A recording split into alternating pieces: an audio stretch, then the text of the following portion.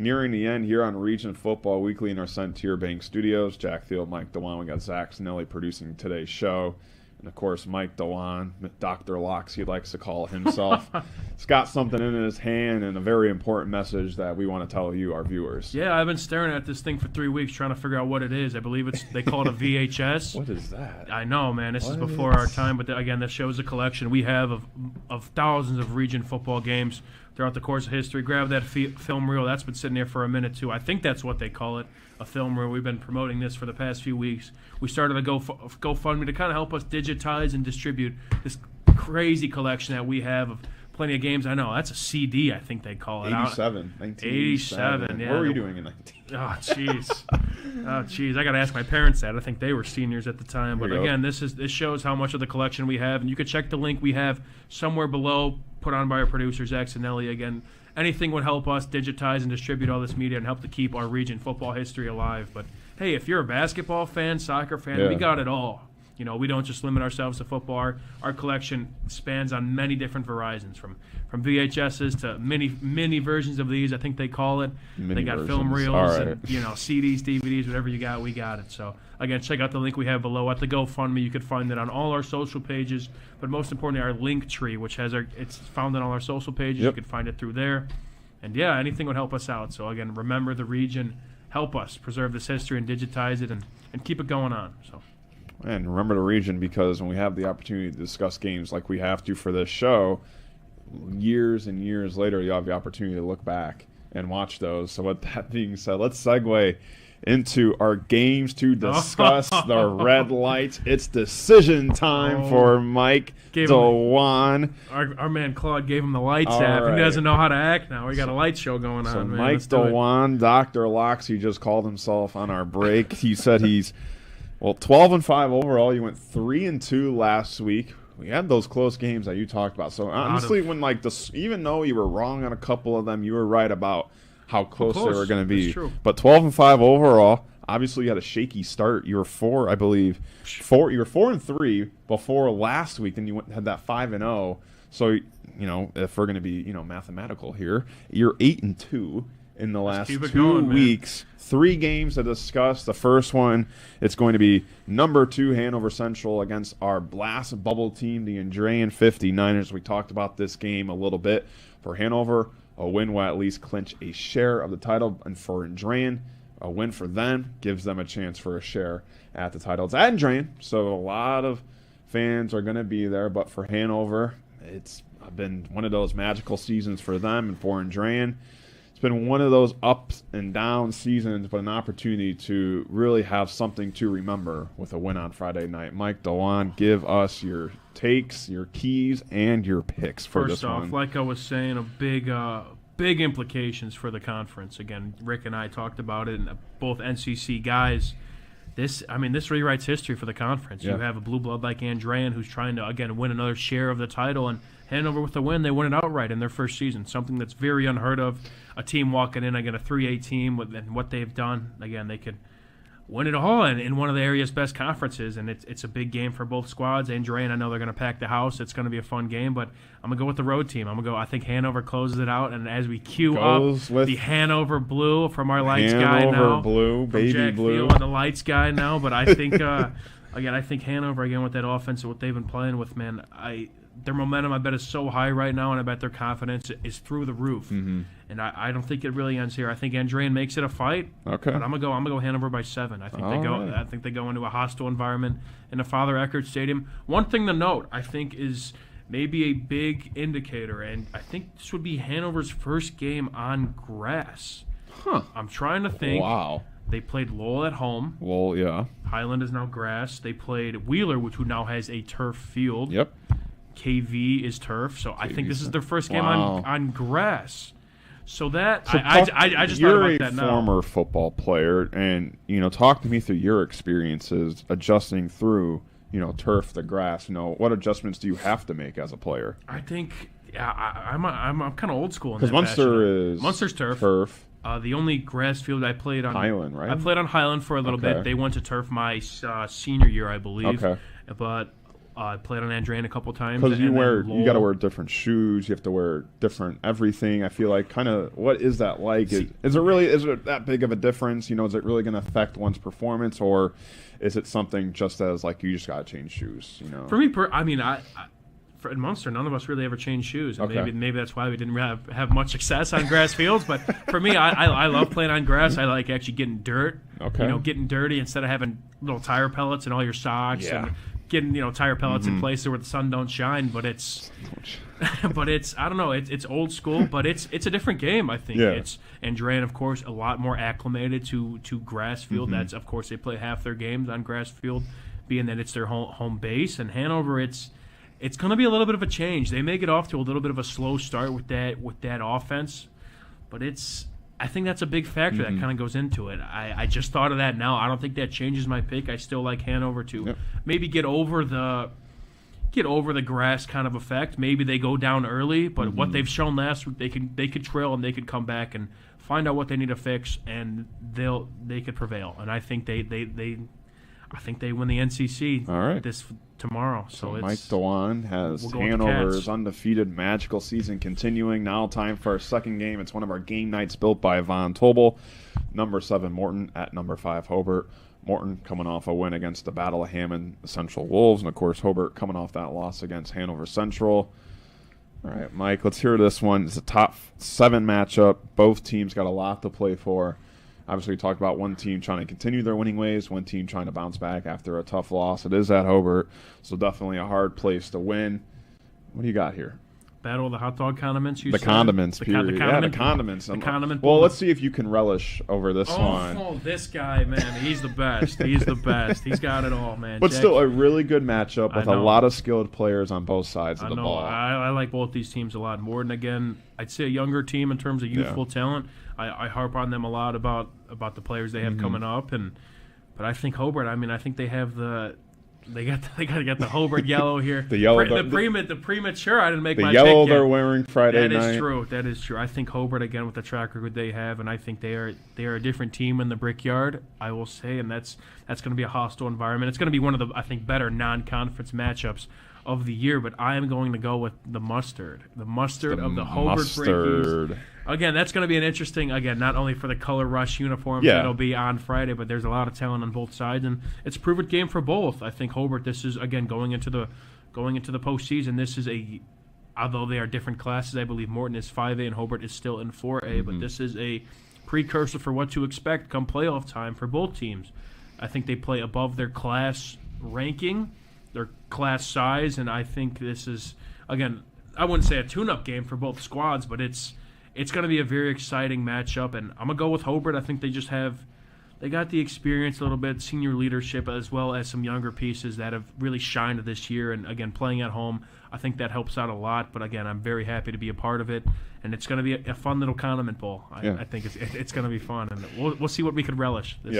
I look forward to watching the junior battle of Dontel Harris and Willie Shahir. That's true. I think those two are going to be electric. Plenty of LeBron Hill, too. I didn't mention him. He had a great game against Hammond Central. He's tuning out to be one of the top wide receivers in the area, 6'5". He's go up and go get it, but he's also got some speed on the outside. And, again, it's a big receiver battle, too. LeBron Hill, I know Demario Spence, I believe, is one of Morton's also go-getters at receiver. And they got Dontel Harris, too, who had 5 touchdowns last week. And Hobart, they have T.J. Caldwell, who's probably arguably the best receiver in the area. But that could be proven this Friday. We'll see. There's, again, a lot of talent on both sides of the ball, and it's going to be a fun one. Yeah, once again, one of our game nights built by Von Tobel, Morton at Hobart. Now time for our final game to discuss. It's another top 10 matchup between two schools, have a lot of history with one another. The Merrillville Pirates will travel to St. John, Indiana against the Lake Central Indians at the Burial Ground senior night for Lake Central. Merrillville coming off that tough loss against Valpo. For Lake Central, a bounce-back win for them against Chesterton. Last time Lake Central beat Merrillville was the last time they won senior night back in 2017.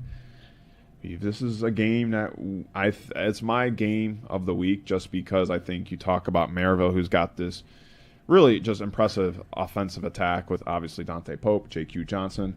But we talked about the rushing defense and their woes and how Thomas Berta had success. I'm curious to see how Xavier Williams does just because I feel like, when Xavier Williams came back against Michigan City, maybe he wasn't up to full ramp, full gear. Yeah. Chesterton, I think he finally got to that point, but I think for the first time since he was out with that injury, he's getting back to the full workouts, the full training regimen. Getting back to his old self.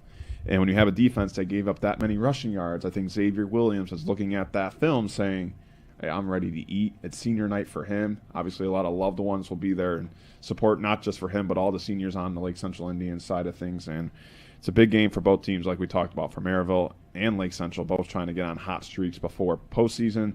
Lake Central trying to really just get that weight off their shoulder that they can't beat Merrillville or Valpo in the later parts of the year. And for Merrillville, just trying to forget about that loss against Valpo and end the year on a high note. Yeah, LC's got to get rid of that stigma that this 3-game stretch is 3 instant losses. They've done that so far with the win over Chesterton, but it doesn't get much easier for them from here on out. And again, this gets you ready for postseason. This is what it's all about. It benefits LC, I'd say, for what their schedule has in store. And of course, being at home, senior night, emotions are going to be riding high, not only for the seniors that play, but for for everybody else. I mean, it's a big night for the whole program, and it's going to be a fun one. I got the LC jersey over my shoulder. No. But I think I'm gonna have to go with the road. I'm gonna go with the Pirates. Oh, we got a little blue there. It's a little blue. We there got the purple. There we go. The Merrillville Pirate purple. I think they just have the firepower. Again, Merrillville impressed me a lot last week. I know they're coming off a loss against a solid Valpo team, but the question was their offense. It's unfortunate that the script kind of flipped, and now we're gonna talk about the defense. But I think they bounce back as a whole. I think it's going to be tough for that Merrillville defense, that run defense, to go up against a player like Xavier Williams, especially with the RPO game that we talk about so highly of Lake Central and the junior combination of L.J. Richardson and Chase Kwiatkowski. But I think Merrillville kind of snaps it back into place. I do think, in terms of looking at LC and Valparaiso, I think Lake Central has the better running back. Yeah. I think Xavier Williams is a guy that, maybe if making up for maybe the O-line of LC, of which is not comparable to Valpo, but he could break a couple tackles and maybe make up for the not similar talent between LC and Valpo. But I think Merrillville, I think that gap is just, I think they get it done. I straight up, I think the offense rides that momentum that they had against a very solid Valpo defense, and I think they perform. I think it's going to be a close one. I didn't get my score prediction on the last one too. I'm gonna go Hobart by 4. Okay. And I'm going to go Merrillville by, I'm going to go Merrillville by 7 in this one. Wow. I think they spoil the senior night. I think they come into town. I think they get back on track. The offense showed me something. I think the defense kind of snaps it back into place. Mike DeWan, Dr. Locks. Doctor is in the building, He baby. takes 2 road teams and a home team. The 2 road teams, Hanover Central and the Merrillville Pirates, the home team. The Hobart Brickies, of course, that Morton-Hobart game. One of our game nights built by Von Tobel. DeWan, any final words before we conclude another edition of Region Football Weekly? It's flying by quick. You got a bunch of names. I think we're coming up with new names for you every week. Yeah, I'm a man of many names. We've got Mike, we've got DeWan, we've got Dr. Locks. I mean, what's next? Hopefully, you can call me anytime, man. But hopefully, you watching out there, you can call me anytime. But I mean, with the last name like DeWan, I get a lot of names. That's a lot of mispronunciation. So I'm used to it. Yeah, shout out Zach Miller for that nickname. But no, man, it's flying by quick. I kind of say this every week, but it's already week 8. About to be week 9. Before you know it, we're covering something else. So. Again, senior night's coming up. I kind of mentioned this on the kickoff show and last week as well. It's take it all in. It goes by so quick. Of course, you could help us with remember the region, helping us kind of remember these moments like this, the senior nights and the homecomings and the close wins and the close defeats. And it's all what makes what makes high school football so amazing and something in its own tier. You talk about sports. I think like. When people relish college over professional, it's kind of like high school because it just means more. The passion, the energy, the festivities like homecoming and senior night. And you want to have that opportunity to remember it all. So It's so important to remember the region. And a lot of it for these guys, too. I mean, it's some of their proudest days, Yeah, and I mean, you're a solid player, but you're not looking to play at the next level. Yeah. It's, the road may end here pretty soon, and it's a bittersweet moment because, I mean, it's the beauty of how football is. No matter what the records are, it's a great game to play with, your friends who maybe you played with 1 year or played with for 10. And it's I mean, at least for me, one of my fondest moments just playing, no matter what the records were. And it's it's the beauty of it. And again, Chris and I have kind of talked about it a little bit. Football's kind of becoming king in the area. As much as you want to talk about Indiana hoops, which no disrespect, Hoosiers area is awesome. But I mean, up here we have a lot of talented teams and talented players, and it's kind of becoming the main sport in the area. And again, we're so happy to cover it. But again, help us remember the region as always. But just take it all in. It goes by so quick. Weeks turn into months and months turn into years. So it moves by quick. And again, it's been so fun to do this. And we're cherishing it here. Weeks are going by so quick. It's before you know it, the season's over. So again, it's another week in the books, and let's make it a good one. Yeah, absolutely. A big thank you to our executive producer, Chris Ramirez, our operations manager, Rich Castillo, and our coordinating producer, Claude Martinez, the man behind the computer, Zach Zanelli, for producing today's show. Doing it all year, man. It's been awesome. Always the man. Right next to me, Mike Dewan, and for Jack Theo, we hope you all have a safe night, and thank you for watching Region Football Weekly on our Centier Bank Studios on the Region Sports Network, the only game in town.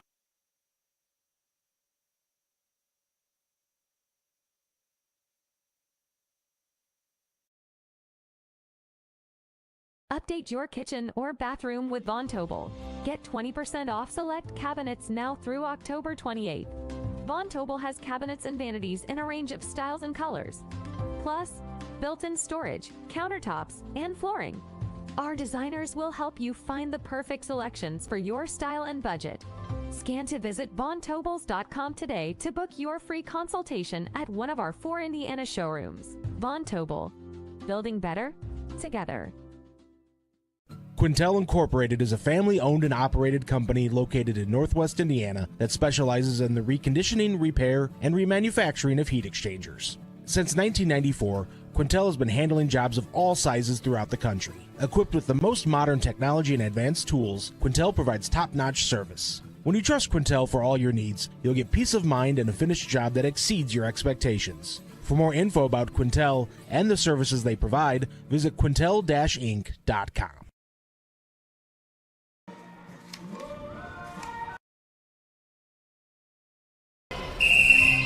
Some see a student athlete working on a shot. We see a powerful lesson in persistence. Some see a student preparing for success on an exam. We see a student athlete preparing for success in life. Proud to keep education in front of athletics since 1903. Some see a student athlete working hard in the weight room. We see a future leader learning there are no shortcuts to success. Some see a start to a swim meet. We see the starting blocks for life. Proud to keep education in front of athletics since 1903. Good evening, everybody. Thank you for joining us, and welcome to Game Night in the Region, built by Von Tobel on the Region Sports Network, streaming worldwide on the internet at facebook.com/Region Sports, youtube.com/Region Sports, regionsports.com, and ihsaatv.org. But you knew that already. That's why you're already tuned in. We come to you tonight from Chesterton Stadium on the campus of Chesterton High School as Von Tobel presents the Crown Point Bulldogs taking on the Chesterton Trojans. Michael Brenner here on site along with the great, well, at least he's Doug Nelson. Happy to be with Doug for another week of high school football, the penultimate game of the regular season. By the way, Doug, that means that it's the second to last week of the season. Thanks, Mike. Always good to see you and Matt, and remind me not to play you in Scrabble. But, yeah, we got a wonderful evening here, Friday night football, and beautiful facility here at Chesterton. It's going to be a good one. Yeah, I'm looking forward to it. Crown Point has been a dominant team in the DAC all season long, undefeated on the year, looking to try to keep that streak alive here tonight against a Chesterton team that maybe not having the season that they were hoping for coming in. But man, oh man, this Crown Point team, let's stick with them for right now. Coach Bazia has really turned this program around. I was at one of their home games earlier this season, kind of talking to the coaching staff a little bit and talking about the growth that they've seen since he's taken over. I mean, he's added about 30 kids to this program, which maybe doesn't seem like a lot to just the average fan, but to grow this program by 30 kids over the last few years is pretty incredible. Well, Coach Mazzio was at Portage when I was there back in the day. He was the right place and the right guy for the right place here at Crown Point. My goodness, I mean, the community's really bought in.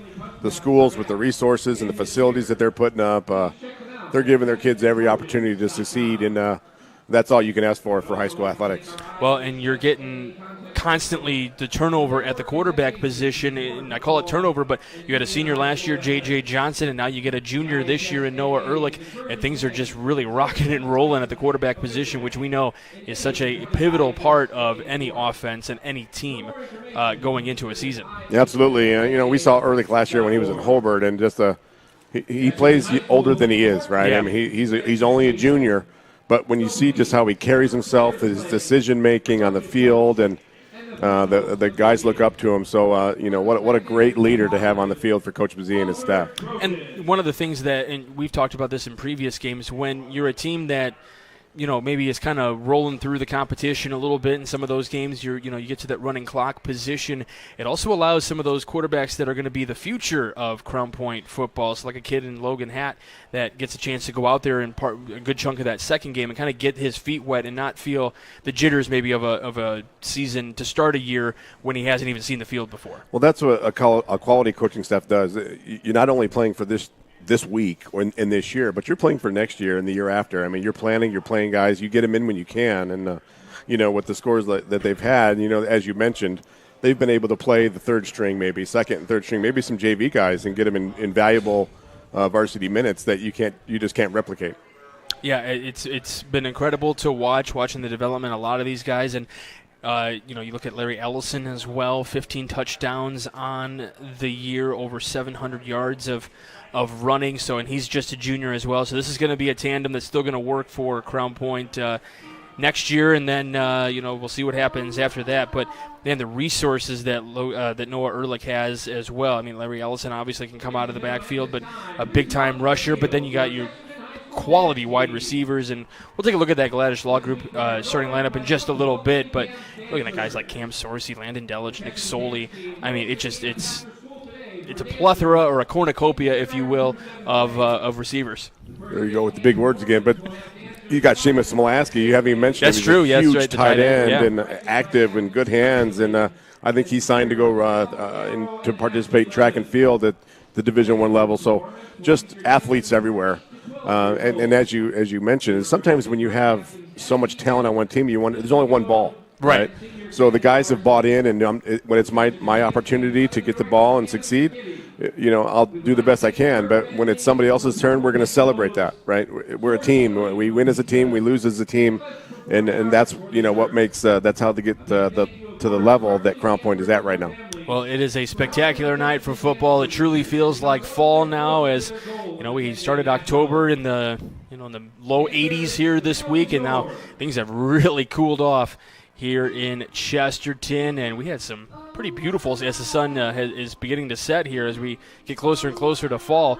But we had some pretty amazing skies here before. We had a couple of pretty deep rainbows that you could see definitively, and this is one of those communities we were talking last week at Valparaiso as well. This is one of those communities that buys into their program here in Chesterton. Well, you look around, again, beautiful facilities. You got the baseball field lit up, softball field's ready to go.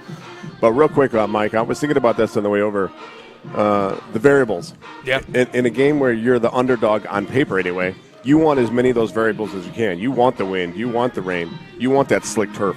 That kind of evens out the playing field a little bit. So, those are back to the days when the Bricky Bowl, they wouldn't mow it for like 2 weeks, and it was just a mud hole. And down in Lowell, where they just, the grass is like 5 inches long. And those things are part of the gamesmanship, right? That the turf kind of takes away. But, if you're Chesterton tonight, you need all the help you can get. All right, we're going to step aside. You mentioned the 5-inch grass. That would be knee-deep for our friend Doug Nelson right here next to me. So we're going to step aside for just a moment. Welcome to Friday night. You are watching Game Night, built by Von Tobel on the Region Sports Network, the only game in town. When life takes you places and you can't get to the store, shop online with Strack and Van Til To Go. Our to-go service is easy to use, and it can save you time and money. Once your order is in, our own Strack and Van Til team preps your order with care. For delivery or pickup, enjoy the convenience of letting our to-go team shop for you. Enjoy your special moments. Sign up online today at shop.strackandvantil.com. Four Seasons Mechanical proudly serves Northwest Indiana, providing quality, reasonably priced, reliable service. With a quality and comfort guarantee, the professionals at Four Seasons Mechanical offer a wide range of services in heating, ventilation, and air conditioning. Whether it's residential or commercial, Four Seasons Mechanical is there 24/7. To find out more, the website is fourseasonsmechanical.com or give them a call at 219-756-7020. Four Seasons Mechanical, your indoor air quality specialists. His name's... Hi, I'm Crowell Company's Lantern Man. I'll cover your motorcycle. I'll be with you on the water. I'll be with you on the snow. I'll cover your insurance needs wherever you go. I'll be at Crowell Agency from 9 a.m. to 9 p.m. As Crowell Company's Lantern Man, I'm your insurance superhero. Crowell Companies, the insurance professionals in Highland, Merrillville, and Michigan City. From schools to stadiums, hospitals, and bridges, everywhere you look, union carpenters are building Indiana. With jobs and skilled trades in high demand, there's never been a better time to start building your future. As an apprentice, you'll earn a debt-free college degree, earn while you learn, and receive great benefits like health care and retirement. So what are you waiting for? Visit carpenters.com to learn more. Visit carpenters.com and start building your future today. Welcome back to Game Night here on the Region Sports Network. Happy to have you along with us. Michael Brenner here along with the coach Doug Nelson. Michael Brenner here on hand. We got Matt Welsen and Scott Stessel working the camera. Matt Welsen doing a fine job just immediately to my left here. I said this earlier as our friend Zach Miller was taking off. This is going to be one of those nights where I know for a fact I have never been closer to you guys. Yeah, we got tight quarters. This is like Fenway Park, left field corner kind of seats. Hey, you know what? I would be happy to sit in the press box at Fenway Park. Oh, sure. That would be absolutely once ideal. in a lifetime thing. That would 100%. All right, let's talk. We talked about the Crown Point. Obviously, everybody pretty much knows at this point, and if you don't, you've been living under a rock about how good Crown Point is. Chesterton not having one of those years that they would have been expecting. They've been a pretty good program the last number of years on the football side. 2-5 coming in on this season, and in the 11th season for Mark Peterson, it's really one of those things, kind of, maybe just trying to get through the season, trying to see what you have, maybe going into, like you talked about, going into those next years, and just really trying to get these guys developed and maybe see what they can show going forward. Yeah, they lost their quarterback, number 9, Sebastian Boswell, early in the year, and that put Brady McCormick in a position where he had to step in at quarterback. They would have liked him to be at the fullback position or maybe a slot or a tight end, but Brady stepped on and did an amazing job, and with Garrett Lewis, number 10, the running back, and they move him around and try to get the ball in his hands as much as they can. During the week, I ran into one of the assistant coaches from Crown Point, Dave Ortiz, who was a Portage grad, and his son was playing our middle school team at Portage, where I'm at, Figley Middle School, and he talked about they have to know where Garrett Lewis is at all times tonight, and he is that good, and that's Chesterton, and they are they don't have a whole lot of weapons. They don't have a whole lot of game breaker guys.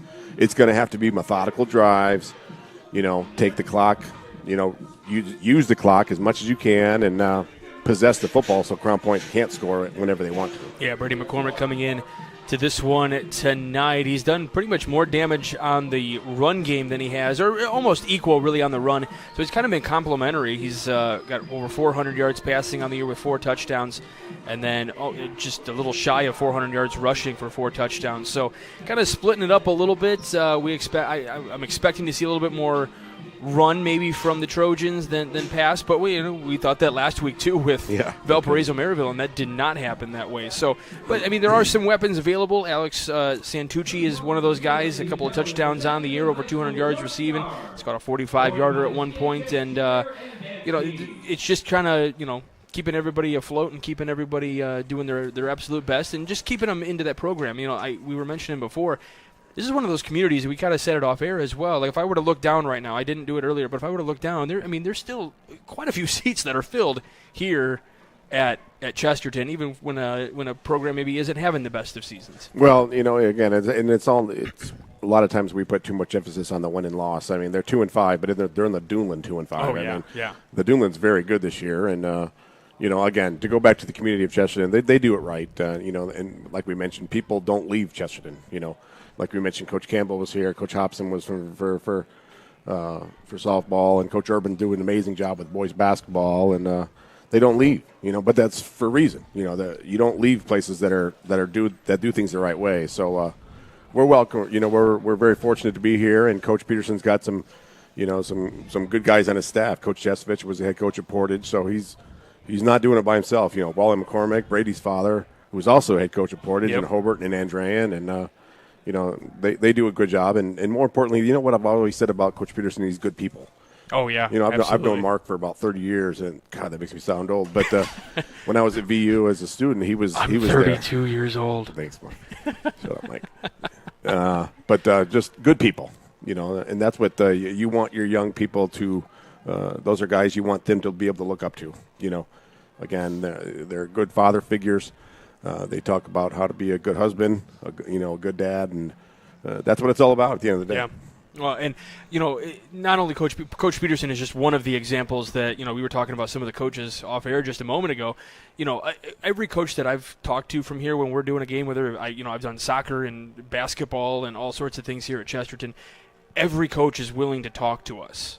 And that seems like such a simple thing to do, but sometimes there's just some things that they don't want to talk about, or there's some things going on, but these guys are always willing to take a second and say, okay, what do you want to know? Like, I want to talk about my program. I want to talk about how good my guys are.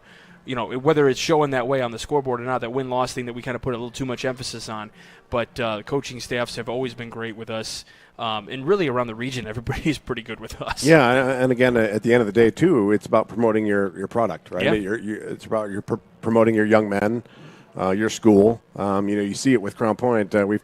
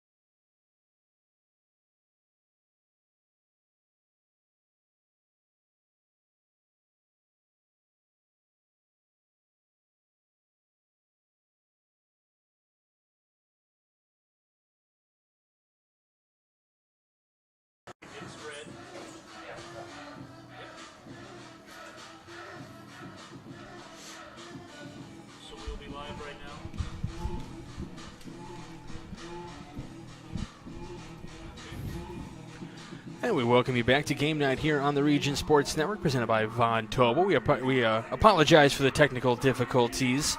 Let's go ahead and give you the Gladish Law Group starting lineup. We'll start with the visitors on the scoreboard today. That'll be the Crown Point Bulldogs, who again are looking for a share of the DAC title with a win here tonight. At quarterback is going to be the usual junior Noah Ehrlich, followed by his running back Larry Ellison.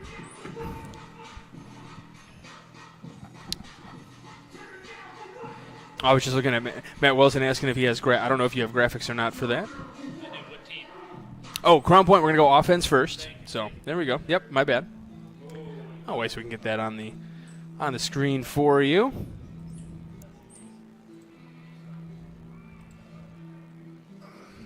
We're still waiting for the teams to get out onto the field anyway, so got some time.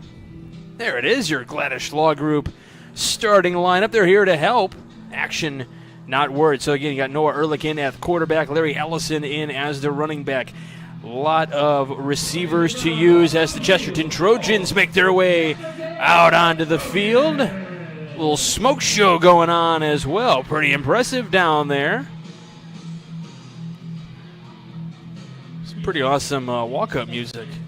Not gonna lie. The pink socks and everything for Breast Cancer Awareness Month. Like it.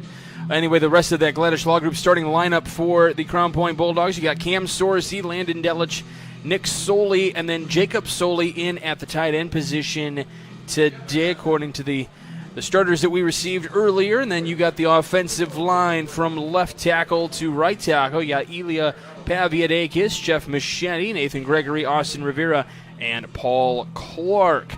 Starting defense for the Chesterton Trojans, who just made their way out onto the field. On the defensive line, you got Corey Kazicki, Ryland De La Cruz, and Owen Edlin. So we're making that switch here real quick to the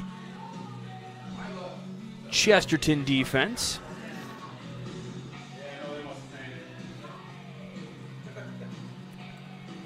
Trying to find that. Okay, we'll just go through it here. The linebacker positions, Parker Westmoreland, Alex Hurlbert, Cole Gonzalez, Lucas Anderson. And then in the backfield, you got Josue McLemore, Owen Richardson, Hayden DeMarco, and Jude Palm. So there's your Chesterton starting defense right there. Saw that Westmoreland name, and Doug, it made me think back to that game we did, Chesterton versus Michigan City over in Michigan City for Westmoreland touchdown late in that game.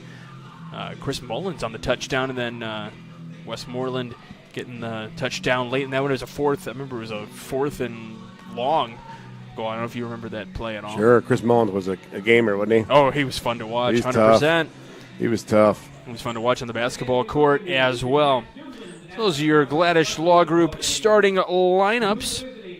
That was brought to you by our friends at Gladish Law Group. Gladish Law Group continues to be recognized by U.S. News & World Report as a top law firm. Visit dgladishlaw.com for more information. We're going to find out real quick here who the team to start off offensively, because we may be able to give you another Gladish Law Group starting lineup here in just a little bit if we have the Chesterton offense. We're going to find out who's kicking off first.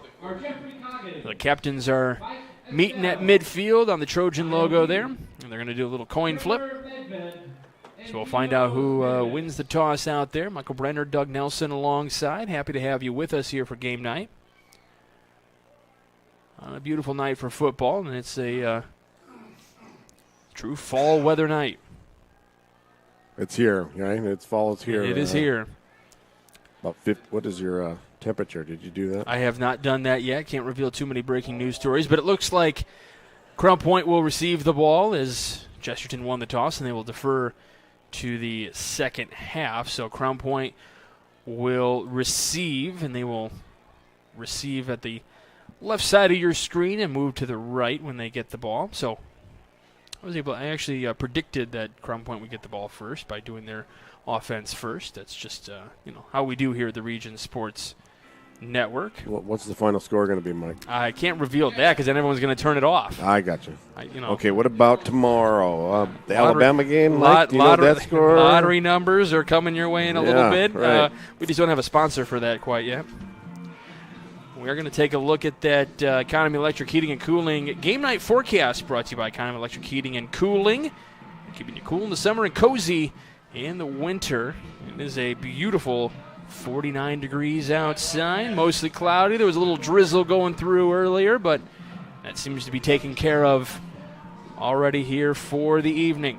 So we are ready to kick things off here at Chesterton. Kicking things off for the Chesterton special teams will be J.P. Makrovitz, or is it going to be Alex Drews? Is that one kicked in low line drive, picked up around the 26-yard line, and it's going to be returned out across the 30. So the Crown Point offense will take off here. Speaking of Westmoreland, he was in on that tackle. 5'8", 150-pound junior. He's all over the place, and he's going to have a big night for Chesterton to have a chance here tonight. That was a Quintel kickoff, by the way. That kickoff and all kickoffs are presented by Quintel Incorporated, specializing in the reconditioning, repair, and remanufacturing of heat exchangers.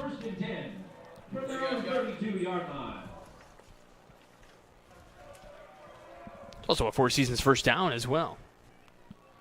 So Crown Point starting things up here. The snap to Ehrlich. He will give the fake to Ellison and throws downfield. Little wobbly, and it's almost intercepted right off the bat.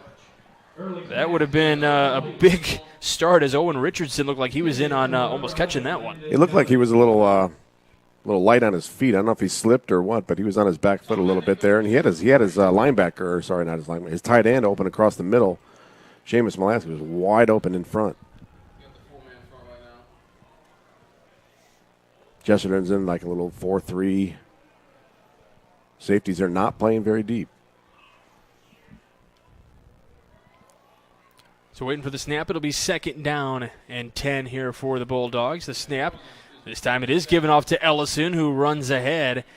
And out across the 35 up to about in between the 36 and the 37. They might mark it at the 37, it looks like. So pick up a 5 yards on the play. It'll be 3rd down and 5 here for the Bulldogs. It's kind of a big stop here for Chesterton. See if he can set the tone right away. If Crown Point, you're trying to move the chains, but Chesterton right away can let them know that this is going to be a ball game here for 4 quarters.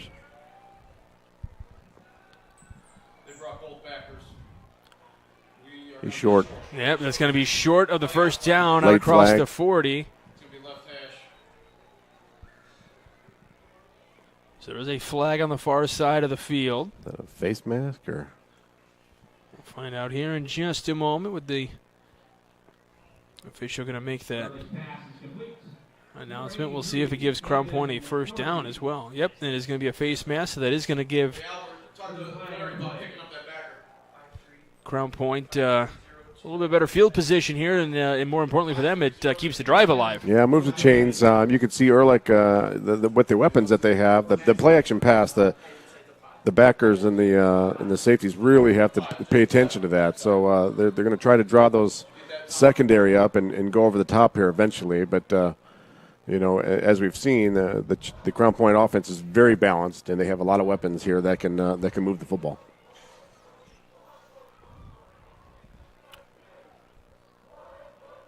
So Four Seasons first down here for the Crown Point Bulldogs at the 46-yard line. Handoff. Ellison tries to turn the corner at the right side, and it gets stopped in the backfield for a loss of 2. Looks like number 90, Owen Edlin, 6'2", 215 junior defensive end. Nice tackle there in the backfield. He's doing a good job of moving that line of scrimmage backwards about 3 yards every snap. So he's making his presence known early here. So they actually back it up to the 44-yard line. So you're right. It was a loss of 3 yards on the play. Again, to see if those linebackers keep coming, bringing pressure on Ehrlich. Trying to make him uncomfortable in that pocket there. They do bring a lot of pressure. One Going guy back. was able to get through. Here's to Soley on the left side. Able to get across midfield and good for a first down and more. Up to the 30, around the 30-yard line before he is upended.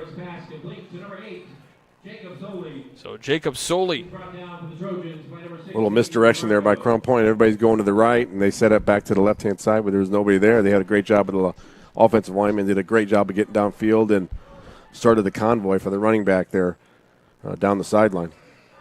So a huge Four Seasons first down for the Bulldogs as they are now in Trojan territory here, right around the 30-yard line.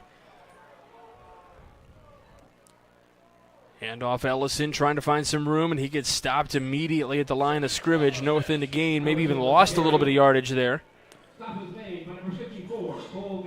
Yeah, number 54, Cole Gonzalez, 6-foot senior in on that tackle. Well, that was a gang tackle, and Chesterton's taking that away right now. The run between tackles, they're forcing Crown Point to move the ball in a different way right now. So it'll be 2nd and 11. Ball on the 32-yard line now, officially marked for the Crown Point. Here's Ehrlich with the keep and runs ahead. We're going to be 4 short here. It's going to be 3rd and 4. Ellison carries the ball. I'm sorry, that was Ellison on that one. Little direct snap. Yeah, a little direct snap action there. They really loaded up that right side. They put the tight end on the right side, and it was, helmet on helmet. They kind of outnumber you. Yeah. And, yeah. So 3rd down and 4, so 3rd down and manageable for the Crown Point Bulldogs. Last time they came up short on their 3rd down attempt, but were bailed out with a penalty. So we'll see if Crown Point can get the first down here. Looks like the same thing. Ellison this time to the left side, able to pick up the first down as he juts ahead right at the 15-yard line before he gets knocked down. So that'll be a Four Seasons first down yet again. Yeah, another direct snap. They send Ehrlich out in motion to the right. Take that linebacker with them, and that kind of gives room on the other side, on the far side, for the Crown Point running back. And it's just again moving the ball on the ground here for Crown Point. So line back up here, and we'll have a whistle here to stop things on first down. Four Seasons Mechanical. Brought to you by Four Seasons Mechanical in Merrillville, your Northwest Indiana heating and air conditioning specialists. Was he set? No, they were. No flag there. Doesn't look like a flag, just a whistle to stop the time there. So 1st and 10 here, ball on the 15-yard line. Delich out wide here to the right. Ellison juts ahead, makes a little spin up to the 10-yard line, so picks up 5 yards on the play, so 2nd and 5 coming up. You see how they spread out the receivers wide to the hash or beyond the hash toward the sideline and really spread that defense out, and they're picking them apart right now in the middle. Again, this is one of those drives that kind of wears down the defense. They're on the ground and just methodically moving the football. Clock continues to run down under 7:20 now. Here's the give to Ellison, who gets stopped immediately. And they still mark him at the 10-yard line, so no loss on the play, but no gain either, so it'll be 3rd down and 5. Again, number 54, Cole Gonzalez on the bottom of the pile there for Chesterton. A big stop there on 2nd down. And there's another one of those plays, 3rd and manageable, but it's about 5 or 6. And as we mentioned, Crown Point's got guys that they can do it in the air or on the ground. So, and Ehrlich is Crown Point's 2nd leading rusher, so he can keep it himself if he has to. He certainly could. He is dangerous in the shotgun position. It looks like Ellison looking to take the direct snap yet again back there. We have a man in motion. Ellison to the left side, and he is brought down immediately in the backfield. Chesterton not fooled on that play from the direct snap yet again. And for the first time tonight, Crown Point not able to convert on 3rd down. Yeah, that was number 22, Lucas Anderson, a sophomore.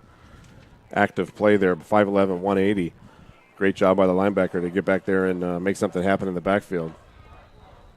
So we'll have a timeout called by Crown Point to discuss what they want to do here on 4th down. Do they want to risk kicking it, or do they want to risk going for it? They only got 5 yards to go. Their kicker, by the way, Oliver Brewer. Based on the stats that we had, it looks like he has yet to kick a field goal. Yeah, he has not. He 24 of 26, though, from PAT land.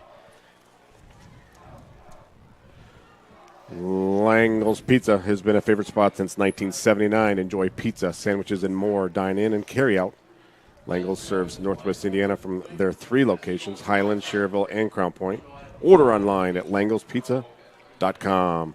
Lango's Pizza, the official pizza of the Region Sports Network. The shop partner Not is. bad. Looks like what are the cheerleaders throwing into the crowd there? Is that popsicles? I hope it's something that's not like hard. Those are like weapons. Yeah, what are they throwing here at Chesterton? They're throwing it into the student section. Like Freezy Pops. That's what it's not what it looks like tonight.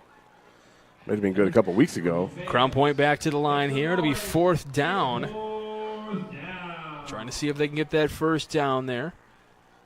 Ehrlich with pressure from the backside. Pass is going to be complete, and that's going to be good for it's right around the sticks there, but we do have a flag on the play. Usually in the area of holding. Landon Delich, who is a steady hand over there on that near side, who had the completion, but we'll see. And it's going to be holding against Crown Point, so this is going to back them up and not put them in a position that's going to negate the first down here. So it's going to be 4th and long now. Officially 4th and 9, it looks like, for the Bulldogs. So this may change a little bit about what they want to do. I think it's going to be about 4th and 19. I'm sorry, yeah, they had 4th and 9 on the board. I looked too early. 4th and 19. This is why I bring you along with me. Yeah, I can count. You got the words. I got words. You got numbers. All right, that's fair enough. They're still throwing things into the student section over here, by the way. It's like weapons. I don't know what they're doing. I'm glad. Hopefully we don't make anybody angry tonight. I'm glad there's a window in front of us here. Is this proof? Yeah, I mean. I think we'll be all right. So 4th and 19 here. Ehrlich looking to throw. Steps up in the pocket. Pass is caught. I'm sorry, it is incomplete. Delich came through with it, but it just slipped out of the hand. So Delich, usually one of those guys that's really reliable, caught it for the first down, but then the penalty negated that. So it's a turnover on downs, and Chesterton will take over for the first time tonight. And if you're Chesterton, that's a big win off the bat. That's a win, exactly. That's what I was going to say. That's a win for Chesterton. Crown Point helped you out by taking some time off the clock, and that's the whole bend but don't break. Chesterton's defense has been pretty strong all year. Maybe they're getting healthy here at the right time. We'll bring you a Gladish Law Group starting lineup here in just a moment for the Chesterton Trojans. So first play from scrimmage, McCormick looking to scramble, throws to his right, and he'll throw it away. Brady McCormick in at quarterback for the Trojans, along with the halfback Andrew Govea, and then the fullback Peyton Schlabowski. Your receivers, Lewis Raffin, Alex Santucci, and Cameron Chadwick, along with the tight end Connor Hansen. Your offensive line, John Landeros, Carlos Leon, Andrew Hyman, Braxton Ozug, and Tyler Evius. Good decision there by McCormick just to get rid of it. Live to see another day. Snap to the running back here, out across to near the 25. That was number 13, Andrew Govea with that one. Again, Crown Point defense a little bit kind of like Valpo in that they're going to bring their safeties up and they're really going to challenge you. They have team speed and they're going to force you to throw it over the top. They do like a 3-5-3 defense here to the Crown Point Bulldogs, and we'll give you their starting defense in just a moment. So it is 3rd and 9 for the Trojans right here on their first possession. McCormick throws to the right, and it's going to be out of bounds. So incomplete on the pass. McCormick was hit on that. We'll give you that Bulldog defense here just as they're kind of heading off the field. But you had on the defensive line, you had Nate Kalk, Mark Gonzalez, and Seamus Molaski. In the linebacker core that we talked about, 3-5, Will Clark, Drew Kroll, Trevor Gibbs, Dom Fanton, and then Nico Pavlou. And then in the backfield, normally you have Jalen Kelly, Griffin Van Tischelt, and Jacob Jones. Will Clark's one of those all-state wrestlers for Crown Point that just they keep turning wrestlers over there in Bulldog land. Alex Drews, the punter for the Trojans, and Delich picks it up out about the 43 and makes a little contact there with, I believe that was Sway McLemore. Go ahead, Doug. Go ahead. I'm going to try this new one. Mayor Pete Land and the Crown Point Pace Department are proud to support Crown Point Bulldog football and say, "Go Bulldogs." Crown Point remains dedicated to preserving history, celebrating everyday life, providing the best in city services, and encouraging smart growth. Mayor Land and the Pace team invite everyone to Bulldog Park for Oktoberfest on October 6th and 7th. Join us for German music and fare. For more information, contact the Pace Department at 219-686-8255. 661-2271. Very nice. That's today, by the way, October 6th. Are you the Oktoberfest type? You know, to an extent, I don't mind a Oktoberfest festivities every once in a while as Ellison brings that one out to the left side, out across the 45, officially marked out at the 46. They started at the 44, so a pickup of 2. Again, we'll see if Chesterton can keep Crown Point out of the end zone. Give something Crown Point to think about a little bit. I enjoy good German music and fare, though. Ehrlich looking to keep, has pressure. This one short pass, picked up out across the 45 and tackled down right about the 45, so maybe a little bit of a loss there. Ellison had that one as well. Number 42, Parker Westmoreland there, sniffed out the screenplay there from Crown Point, trying to take advantage of the aggressiveness of the Chesterton line and feed off of it. But the second level of the Chesterton D did a great job picking that up. Well, right now Chesterton defense really stepping up in this one because it's third down again, and it's third down and long for the Crown Point Bulldogs. 8 yards to go officially here. Ball in the 46, trying to get to the 44 on the other side. Ehrlich, with that pocket collapsing, is able to get out to the right side, has room to run out across the 50, and he is going to tuck back into the left side, get back in before he was ruled out of bounds at about the 38. That's like a flag. Oh, we do have a flag. Okay, so it looks like he stepped out of bounds around the 38-yard line maybe, but what are we calling here? That's not a dead ball. The ball was still live. That looked like a crackback kind of play or it might have, a blindside block. So a personal foul. That's going to be against Crown Point. So that's going to back him up a little bit. So it's going to make this third down even longer than it was before. Nice run by Ehrlich. It shows the versatility of he's gone. I mean, he's got explodability and he can move quickly. But well, he did make that cut right back in. He sure did. He turned down the jets here down the sideline and then cut back in, and it was nice. Well, actually, they marked the ball at the 47, which is... Well, it'd be 10 yards from where it happened, right? Okay, so it's kind of a spot foul. Okay, I was thinking they're just taking it from where the ball had started. Okay, so they actually gain a yard on the play, so it's 3rd and 7 on the play now. And... maybe a timeout. That's in the secondary, but it's going to be... delay a game against the Bulldogs. Now, that's a big penalty. Mike, you've seen this a lot, and I was thinking about this during the week. Is this almost a trap game for Crown Point? I mean, they've basically clinched a piece of the title, right? I mean, not in real terms here, right? So I mean, they're not real sharp right now. No, they're not. And you got a Chesterton team that, I mean, what have you got to lose? I mean, go out there and just play your. I mean, not that you're not playing your best already, but I'm just saying. And we got a timeout taken up here, and so we've 2:28 left to go in the first quarter. Crown Point using their second timeout of the game. Yeah, they're all. I mean, they seem very much out of sorts right now. Yeah, the Crown Point sideline, the coaches are a little heated with the confusion on the field. It looks like you said, a lot of uncertainty right now, and it's just not as sharp as a 7-0 team should be. Well, and like you said, maybe, I mean, kind of a little bit of a trap game. And this is the thing that Crown Point, when you are the top team in the Duneland, one thing that you're going to get, and we see this in sports all the time, when you are one of the top teams in your respective conference or just in the region in general, you're going to get everyone's best. Yeah, they come in 9th in the 6A level as far as Sagarin ratings, and that's strength of schedule. That's everything included. So, you know, a lot of those teams in Indy, their strength of schedule is so strong because they all play each other. Right. I mean, you know, the Ben Davis, the Center Groves, the Brownsburg, they all play each other in the same conference down there. So it's hard to get into that top 5, but you would think the number 9 team in the state would have this cleaned up by now. You know? Well, and the other thing, and I was kind of talking pregame about this, it's easier in, you know, you and I do a lot of basketball together. It's easier in basketball to try to boost that strength of schedule. In football, it's almost impossible to do because, especially if you're in, like, the Duneland, you know, you only have 9 weeks. There's 8 teams in the Duneland, so that's 7 weeks against your own conference. Yeah. in that league down there, that Metropolitan Conference, it's loaded. Ridiculous. So third and long for Noah Ehrlich. Another flag on the play. Pass is caught. Would be a first down, but we'll have to see what the flag is, as being brought down by a plethora of Trojans out there. Great job by Crown Point of moving the pocket, giving Ehrlich some time, because Chesterton is putting the pressure on him.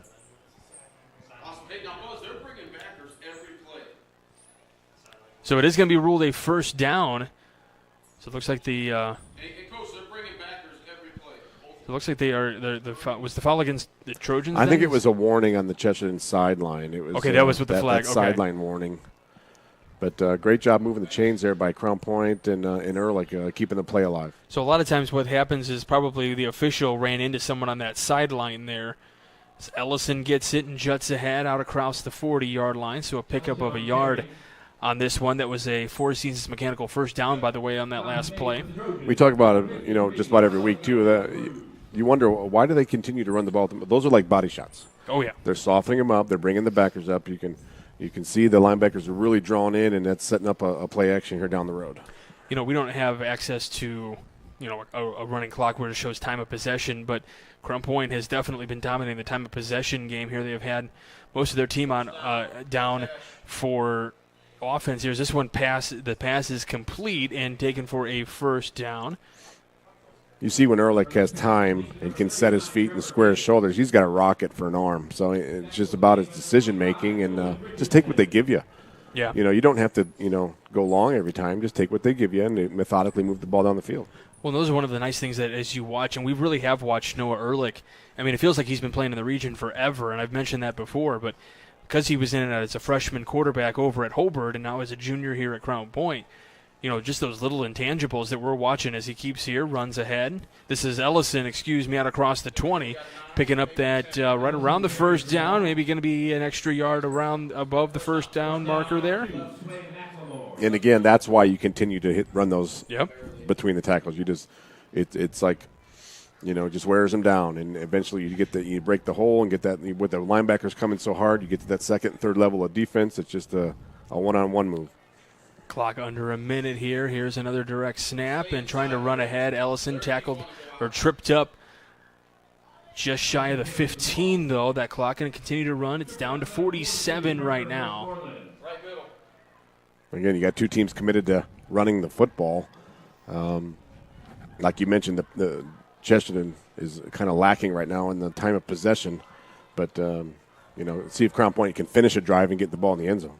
This is the second possession for Crown Point in this game. Ehrlich looking to throw to his right. He goes to the end zone, and he will find Delich in the end zone for a Bulldog touchdown.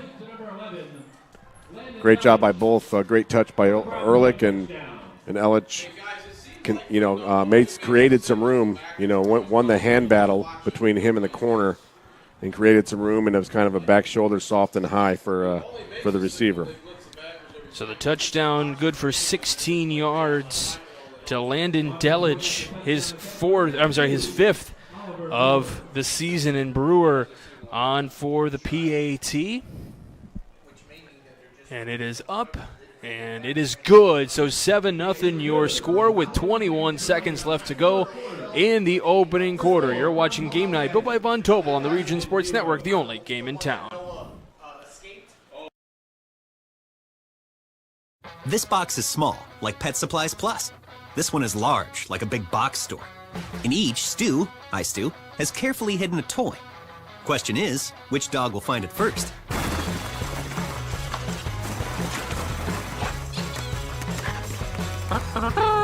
Ta-da! Moose, no! You were so close.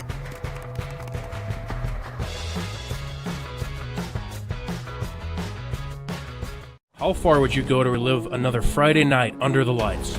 Well, lucky for you, you don't need to go that far at all. At Region Sports Network, we have a collection of over thousands of games, ranging from last week to the 1960s. Now, you can relive the thrilling victories, the heartbreaking defeats, and all the things that make Friday Night Lights so great.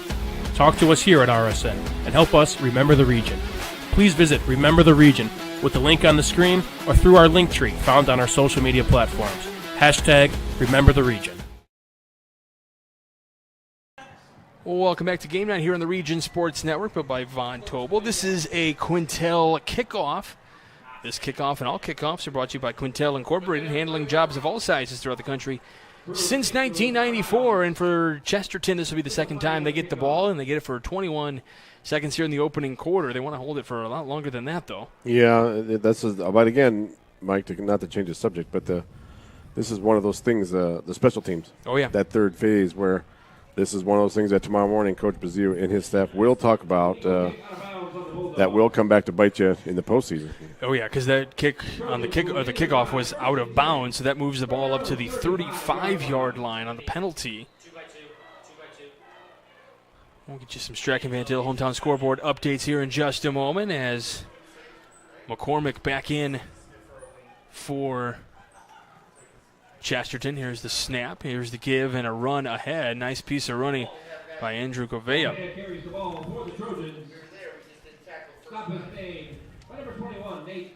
So the ball marked as he got out across the 40 up to about the 41-yard line. Kind of in between that 40 and 41, though. So second down coming up. At the end of the quarter. And that'll be the end of the first quarter. So Crown Point leading 7-0 with Chesterton with the ball. You're watching Game Night on the Region Sports Network, the only game in town. Update your kitchen or bathroom with Von Tobel. Get 20% off select cabinets now through October 28th. Von Tobel has cabinets and vanities in a range of styles and colors. Plus, built-in storage, countertops, and flooring. Our designers will help you find the perfect selections for your style and budget. Scan to visit VonTobels.com today to book your free consultation at one of our 4 Indiana showrooms. Von Tobel, building better together. Quintel Incorporated is a family-owned and operated company located in Northwest Indiana that specializes in the reconditioning, repair, and remanufacturing of heat exchangers. Since 1994, Quintel has been handling jobs of all sizes throughout the country. Equipped with the most modern technology and advanced tools, Quintel provides top-notch service. When you trust Quintel for all your needs, you'll get peace of mind and a finished job that exceeds your expectations. For more info about Quintel and the services they provide, visit quintel-inc.com. Welcome back to Game Night here on the Region Sports Network. Start of the second quarter. It was a handoff to Andrew Govea to start up the quarter here. Was marked down as he picked up a yard on the play, so it's going to be third down here. Had lost the ball, but was already ruled down, and it was going to be all Crown Point picking that one up on a fumble recovery. Had he not been marked down, so at the 37-yard line, it'll be 3rd and 7 for the Trojans. Here's the snap. McCormick looking to run a little bit here. Makes a little spin move up to the 40 before he's tackled down across the 40-yard line. Really nice maneuver there by McCormick. Still not enough for a first down, though. And I wouldn't say this is 4-down territory, but if you're in a position where kind of Crown Point, again, you're not. There's nothing to lose in this game, right? I mean, right. You're 2-5 on the year. You're playing one of the best teams in the DAC. I mean, what do you risk? I mean, obviously they have the kick team out or the punt team out there, but that's pretty close. If it was 5 yards forward, if it was 4th and 5, a little bit forward, but it would have been pretty close. But yeah, I understand what you're saying. You got to roll the dice a little bit here tonight. A little bit, yeah, because you were talking about that trap game a little bit earlier. By the way, Strachan Van Til hometown scoreboard update. At the end of one, I've got Merrillville 7, Lake Central 3. Yeah, I've got Valparaiso's up on Portage 6-0. Hanover Central's up on Andrean 6-0. Michigan City's up on LaPorte 7-0. And at the end of one, Calumet and Griffith are all tied up at 0. So not a lot of scoring tonight, probably because it's been one of the cooler evenings kind of to adjust into these temperatures. I don't know, is that even a thing in football? Maybe once you get moving around, I don't think it's a factor as long as it's not real windy, right? I mean, it would be a factor to me just having to, if I was sitting outside. Yeah, sitting still at Oktoberfest. Ellison gets a nice run ahead, spun out at the 35-yard line, so he picks up 5. And Ellison is so good at kind of evading some of those first tackles and then kind of still getting tripped up a little bit, but still giving that second effort a little bit, and it gives him just a little bit more yardage. The one thing I've been impressed with Crown Point last couple of years we've seen them is they make the real, and I know there's a lot more to it, but they make it look simple, right? Yeah. I mean, it's very easy stuff they're doing, and it might be a double pass. Ellison doesn't have much room, and he is taken down right around the 20-yard line. That's a huge loss for the Bulldogs on that play. Yeah, they sniffed that out quickly, and they must have seen that on film. But you see him belly out a little bit. That looked like a double pass getting ready. They picked up on that real quick. So this would be 3rd down and a country mile, 17 yards. Where are they moving it? Do we miss a penalty marker? They're pointing at. What did he do? There was a flag. So there was a flag, and I'm looking at the. So the penalty is against Chesterton, so the ball is going to get. It was holding against Chesterton. Wow, big penalty. That's a big swing. That is a huge penalty because it looked like it was going to get brought back all the way near the 20-yard line. It would have been 3rd down and 17, and now all of a sudden it's a Four Seasons mechanical 1st down. That was like a 25-yard swing. 25. That's a 2 and a 5, right? 25. Ooh, now we're incorporating Spanish into the broadcast. Snap, give to Ellison on the left side. Get it spun down right at midfield. Looks like they're going to mark him. Well, the near side official marked him at about the 49.5, and the far side official is going to mark it at the same thing. So, number 54, Cole Gonzalez in on the tackle. 6-foot senior, 205-pound linebacker. Nice tackle there. Bringing down the backer from Crown Point. You've said his name quite a bit tonight. Yeah, he's going to be active and all over the place. So 2nd down here for the Bulldogs. 2nd down and 8 with 8:45 left to go in the half. Ehrlich looking to step up, makes a pass, almost intercepted on that play. That was Lucas Anderson in, almost making that one. Would have been his first interception of the year. He does have a fumble recovery and 42 total tackles coming into tonight. That was one of those plays you can't beat late over the middle. He kind of double clutched on it, right? And when you do that, it gives the opportunity for the backers to drop back where they wanted to be. So Ehrlich's got to be a little quicker on that. He was open on the slant.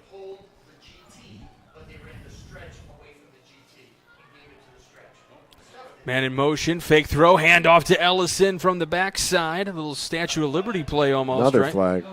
Yeah, we have got a lot of penalties here recently in this one. I mean, last week I feel like we went almost a half with only having like 1 or 2 penalties. Yeah, this has been a sloppy game so far from two pretty experienced teams. Coach is going to take the penalty. Yeah, so they're going to accept the penalty here. Face mask against Crown Point, which seems like a very undisciplined Crown Point team tonight. That's the 2nd face mask penalty on the night. I mean, I guess I can understand it a little bit more if it was maybe the 2nd string or 3rd string guys. Again, that's what I was talking about. I mean, you don't want, if you're Crown Point and Coach Bazilli, you don't want a letdown. No. Right? And right now, it's what it feels like a little bit. It's just they're not all mentally there. So I guess a question to you would be, as another 3rd down, and I'll ask this after the play here, but oh boy. And we're going to have a false start, it looks like. Yeah, it is going to be a false start. So, I mean, obviously, if you're Coach Buzz, you want to win this game. But if it's a sloppy game, is that almost a little bit to win a sloppy game and kind of like this? Because then you can say, look how close we were to potentially losing this game. You need to get, your heads out of your rears and get into this, because when we get to the postseason, it's going to be tough. Yeah, this will get the kids' attention. You're around the community. You're walking the halls and everybody's petting you on the back. You're 7-0, man. Yeah. You're great. You don't have nothing to worry about. So this will get the kids' attention, and and let alone tomorrow. I mean, the halftime is going to be very interesting for the Bulldogs. Ehrlich gets out of the pressure, still facing the pressure, though. Can he get rid of it? He's going to throw, and it's going to be incomplete as he had a lot of pressure coming in on his blind side. Wow. I mean, if you're Chesterton, you're giving yourself every opportunity here to compete with the best team in Northwest Indiana. I mean, and like you said, if you're Coach Bazia, get me to the locker room. I mean it's gonna the paint's coming off the walls. Well, you're got 7 minutes 50 seconds before that happens, and it looks like Crown Point will punt things away. Connecting the first half and the second half of tonight's game, it's the Hose Connections halftime report presented by Hose Connections, proven under pressure. Well, there it is. And then, but you have to credit the Chesterton defense. There's no question. This is going to be a short punt. This one is going to continue to bounce, and it goes out at about the 40 or 34.5-yard line. So just the vibes on the far side of the field are not good here to start the month of October. Yeah, I mean, and again, if you're Coach Peterson and staff, this is what you're looking for. You know, but you have to take advantage of these opportunities if you're Chesterton. Now, one of the things I can't hear the bench obviously down there, but is it to me? I mean, if I'm Chesterton right now, I'm jumping for joy, but I don't see that in body language. Do you see something different that I'm just not seeing? It's almost like you're waiting for the inevitable, right? It feels like they're going to crank it up here eventually. It just all feels subdued. Yeah, this whole game. It's hard to feel the energy in these soundproof press box. Gouveia running ahead for a couple of yards here for Chesterton. Yeah, I mean, normally we're able to hear, we got windows open and can hear the crowd and get a little energy from that as well, but we don't have anything open at the moment here for us. Not that makes a difference on what happens on the field, but it gives us a little bit of we can't tell I can't hear the vibe in the crowd right and now. It's hard, and it's kind of hard too, Mike, because the lulls are here. I mean, it's kind of like the draw Sunday. Yeah. Right? Oh yeah. This game, I mean, for the most part, just stay healthy, and this really doesn't mean much unless you're Crown Point trying to play for a piece of the title. Yeah. But Gouveia gets the handoff again, runs forward for a couple of yards before he's tackled by a number. Actually, he stays up. Was able to stay upright after getting hit by a number of players from Crown Point, and that's a pretty effective defense for Crown Point. The name we haven't said much at all yet is Garrett Lewis. Has he even touched it a whole lot yet? So he was not in the starting lineup that we were provided earlier today. He's number 10 is out there, but we haven't said his name at all yet. No.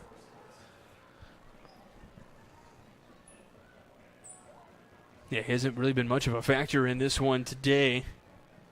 Again, if you're Chesterton, you take third down here, but you're trying to keep this game, give yourself a chance at the end of the game, right? I mean, keep it close and give yourself a fighting chance in that fourth quarter. They just need to keep the clock rolling. I mean, if you figure you're going into halftime at least single digits, if not tied, you're walking away as a real happy customer. It's the quarterback who drops it. Can Crown Point fall on it? Yes, they can.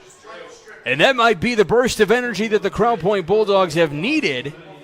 Number 99, Mark Gonzalez, 6-foot sophomore, 220-pound defensive lineman. That was like the worst thing that could have happened if you're Chesterton there. Right. And Brady McCormick, he's got to take care of the ball. Ball security is very important at this point in the game. And now, if you're Crown Point, you've got to take advantage of this opportunity. Yeah, you need to build get the momentum going, get some energy. Like you said, it's kind of flat.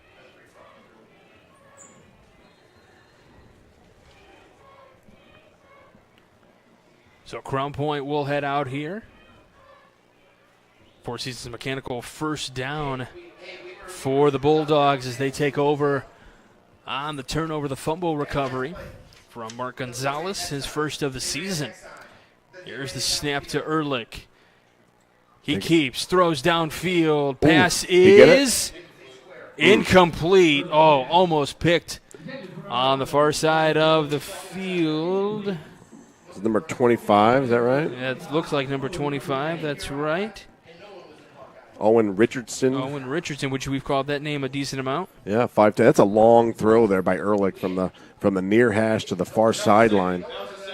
Richardson could have broke on that ball. Well, and this is where I ask about the weather conditions, and it may not be a factor. I may just be, making things up here. As Lewis gets the direct snap, runs ahead. but normally Ehrlich very accurate on passes and doesn't miss very often. Only has 4 picks on the season, but he doesn't seem all that sharp tonight on the throws. Yeah, the ball kind of died there, didn't it? It kind of. But like I said, that's a long throw. And he's got a great arm. We've seen it over the years, and we've seen good throws here tonight. Obviously, he's got the touchdown pass for 16 yards to Delich, but yeah, I feel like they're diving a little bit more than we're used to seeing. Yeah, that was the last play there, number 57, Daniel Ruel-Kaba. Nice tackle there, 5'8", senior, 250-pound on the line for Chesterton. Ehrlich looking to pass again. Throws short pass to the right side, picked up. Going out across midfield before he finally gets... Is he down? Great hit there by the Chesterton. I love how they're pursuing to the football. Yeah, that was Jacob Jones on that completed pass, by the way. And that was a great job by him just to get something out of that. He was behind the line of scrimmage a far ways. Yeah, and made that turn to the right and was able to cut upfield a little bit. Is this 4th down? This is going to be, they have a 3rd on the board, so 3rd and... Another flag. And this has not been a sound game technically for either side here tonight. And it looks like the penalty is going to be against Crown Point, so they're backing it up. Blocking the back against the Bulldogs. Yeesh. And this is, we've seen games like this, Doug, where you get a little bit of momentum, you get the ball turned over, and then you find reasons to blow your foot off. Yeah, you can't shoot yourself in the foot. But again, if you're Chesterton, you got to be pretty happy with where you're at right now. And your Crown Point, you're just waiting for the ball to get rolling down the mountainside. 3rd and 17. Looking for the deep pass. Rolls out to the left. This one has a little spiral, a little wobbly on that pass, and it won't be complete. So, great job by the Chesterton. Lineman, number 90, Owen Edlin. Sorry, Owen. 6'2", junior, 215 pounds, really chasing Ehrlich down, making Ehrlich roll out to his left. Yes. It's hard to square your shoulders. He did not have time to stop. He was going to take one to the back if he stopped. It makes it an awkward throw having to come across your body like that. Not an easy one to do, and couldn't get a whole lot behind it.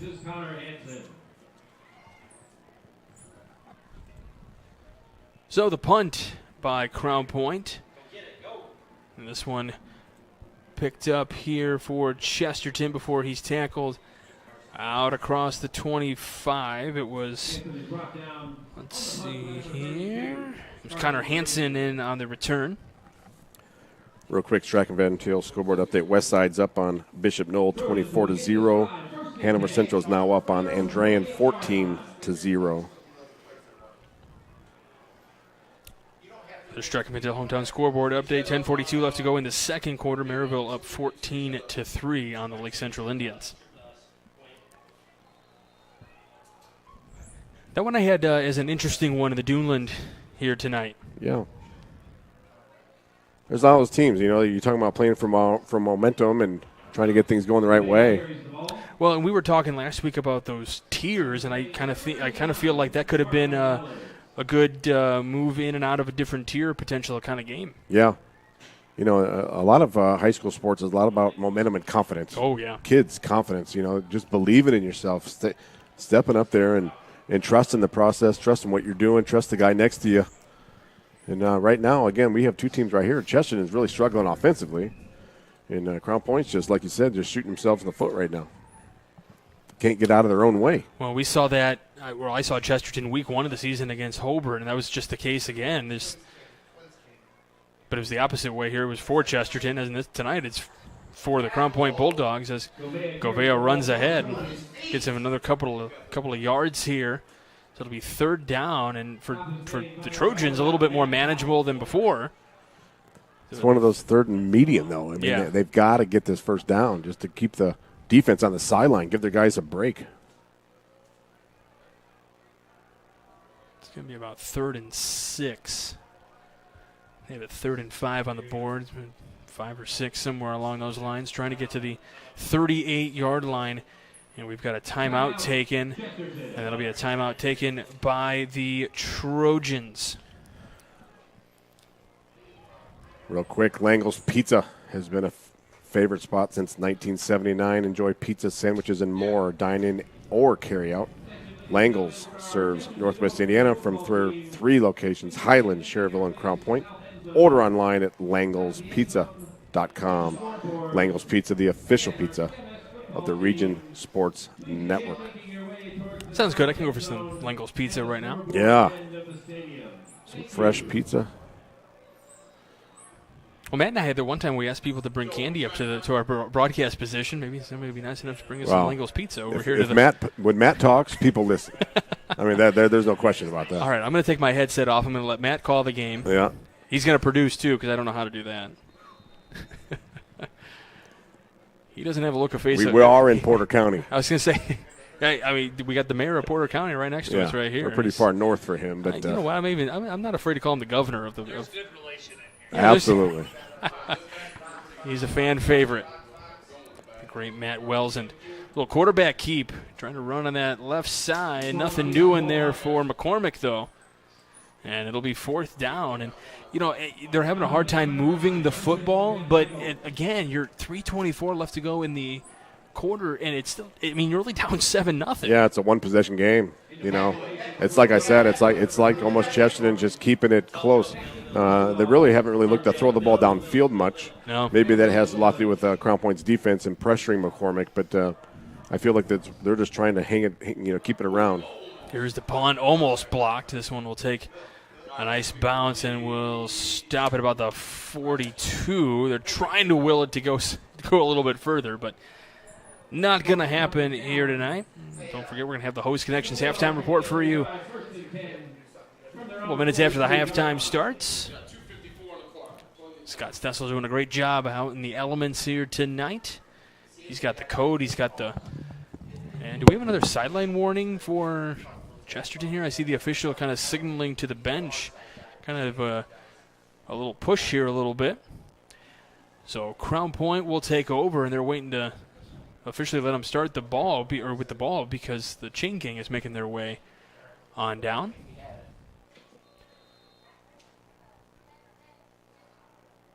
So it'll be a Four Seasons Mechanical first down here. Ehrlich looking to throw, steps up in the pocket and runs before he is sacked in the backfield.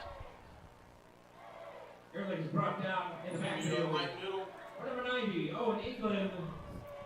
Owen Eaglin, we mentioned his name quite a few times tonight. He gets back there for a sack. That is his 4th of the season. 4 sacks on the season for Eaglin now. So that moves him back a little bit. And again, this Chesterton defense really, coming up huge in these pivotal moments. You were only first down, but now it makes it 4th down and 14. It's like we said, I knew the Chesterton defense had been playing well, but they're just really keeping Crown Point at bay right now.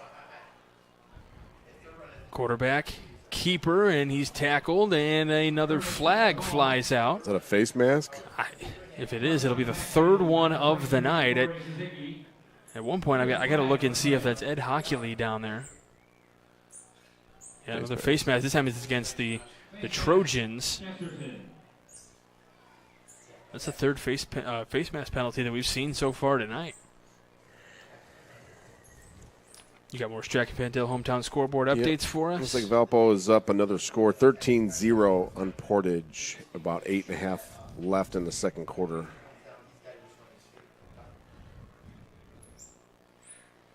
Yeah. Crown Point needs something here to change momentum like we talked about, but Chesterton, if you're Chesterton, get out of here just down one possession. You've got to be pretty happy with yourself.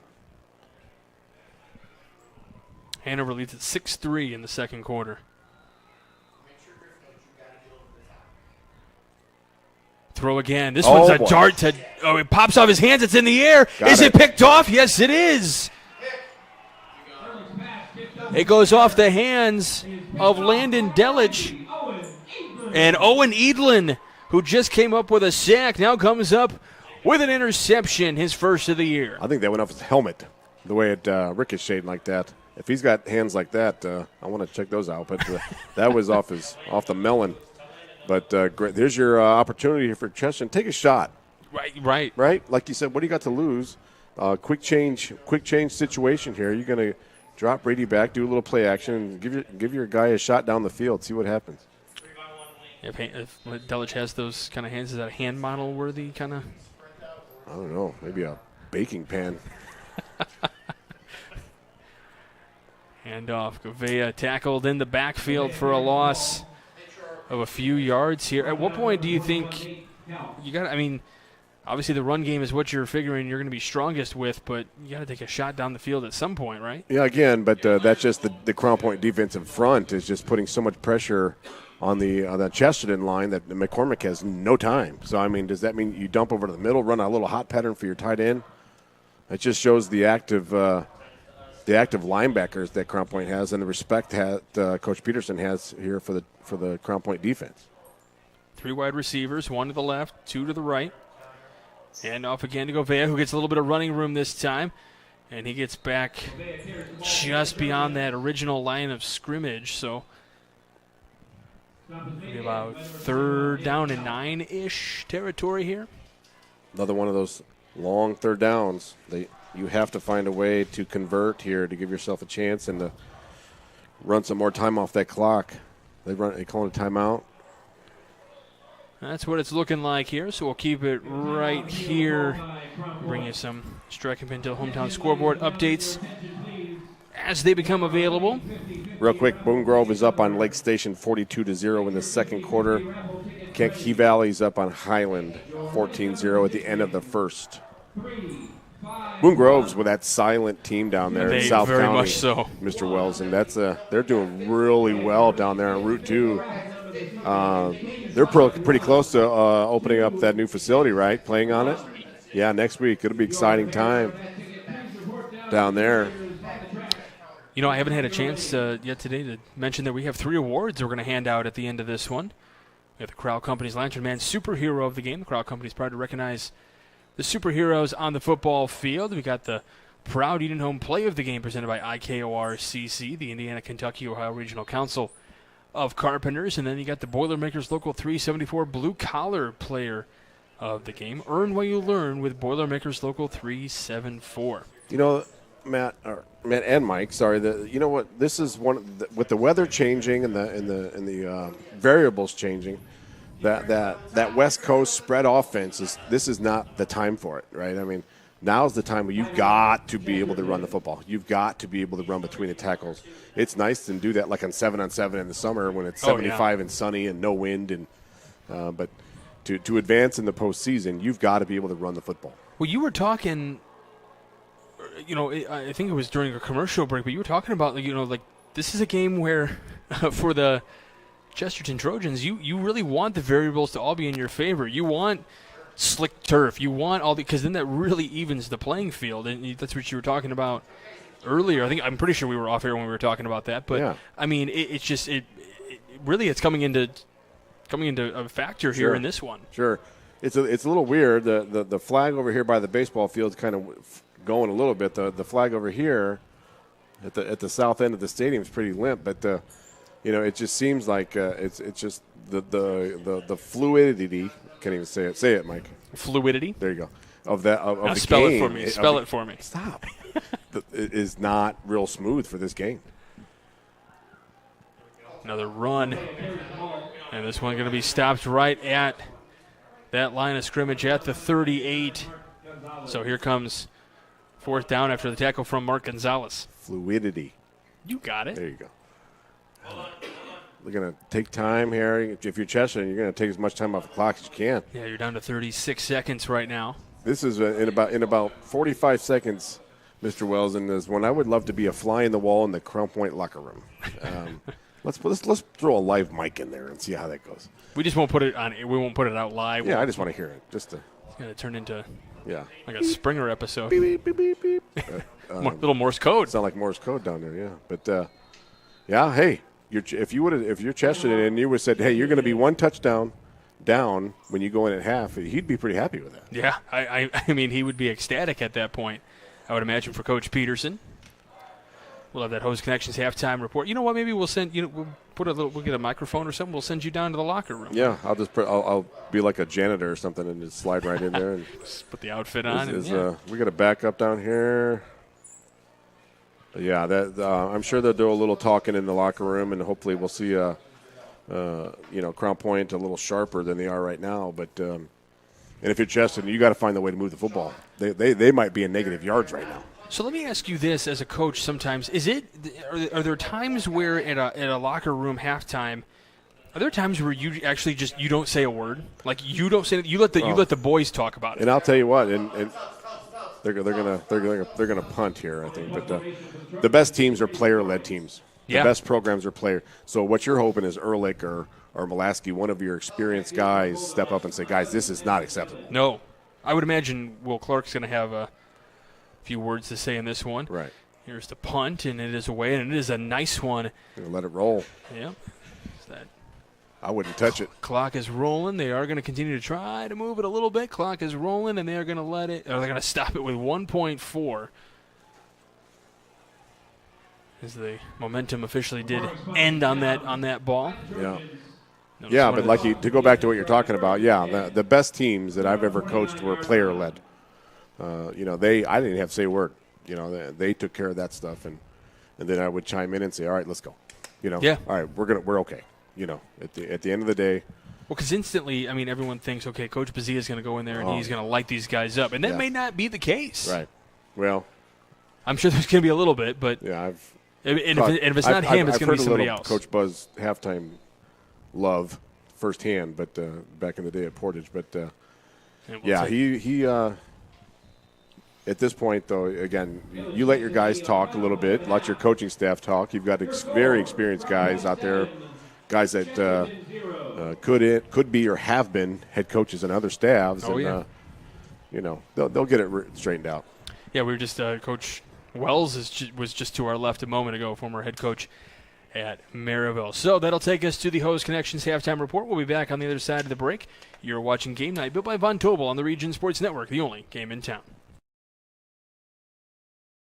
Hi, I'm Crowell Company's Lantern Man. I'll cover your motorcycle. I'll be with you on the water. I'll be with you on the snow.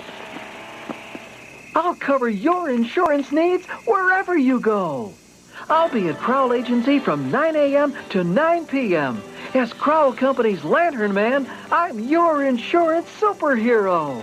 Crowell Companies, the insurance professionals in Highland, Merrillville, and Michigan City. From schools to stadiums, hospitals and bridges, everywhere you look, union carpenters are building Indiana. With jobs and skilled trades in high demand, there's never been a better time to start building your future. As an apprentice, you'll earn a debt-free college degree, earn while you learn, and receive great benefits like healthcare and retirement. So what are you waiting for? Visit carpenters.com to learn more. Visit carpenters.com and start building your future today. Ryder Coppinger. Part 2. Bradley Davis. Liam Dela Cruz. Caden Dela Cruz. Jaden Drury. Jason Earl. Christian Eckert. You just called him Ehrlicher. Elijah Fletcher. I was like, what the hell's Ehrlicher? Did I really? Lucas Forney. Tyler Gilliam. Tanner Klinsky. Elijah Haas.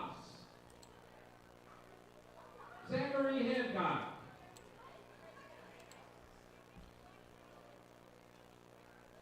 Coy Hayes. Anderson Hyman.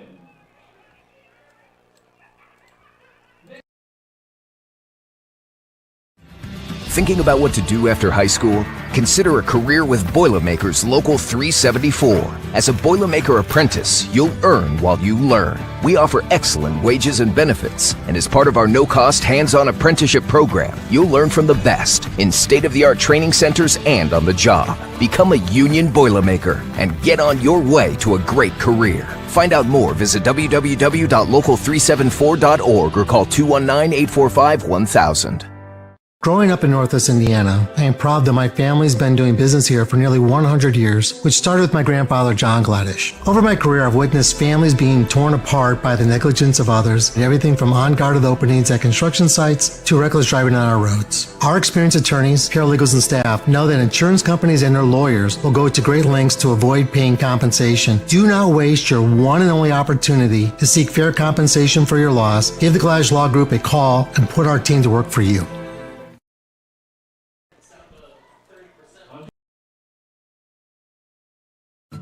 Since 2000, Hose Connections in Hammond has been a premier leader in the hydraulics industry. Hose Connections is a one-stop shop offering quality hydraulic and pneumatic products and services. Hose Connections takes pride in not only meeting but exceeding customers' expectations. To learn all about the products and services that Hose Connections offers, visit hoseconnectionsinc.com or call 219-844-6570. Hose Connections in Hammond, proven under pressure. Have you checked out Centier Bank's student checking account? This no-fee checking account is perfect for students and teens ages 14 to 24 and comes with all the features you need to succeed, such as a debit card, digital banking, and automatic deposit. Centier Bank can help you start establishing good spending habits today for your better tomorrow. For more information, visit Centier.com/student-checking or visit your local branch. If you are under the age of 18, your parent or guardian must also sign on the Centier student checking account. At the age of 25, your account will automatically convert to the Centier checking account. You must deposit $25 to open this account. This account is not eligible for overdraft advantage. Member FDIC. Please give it up for your Chesterton Middle School football team.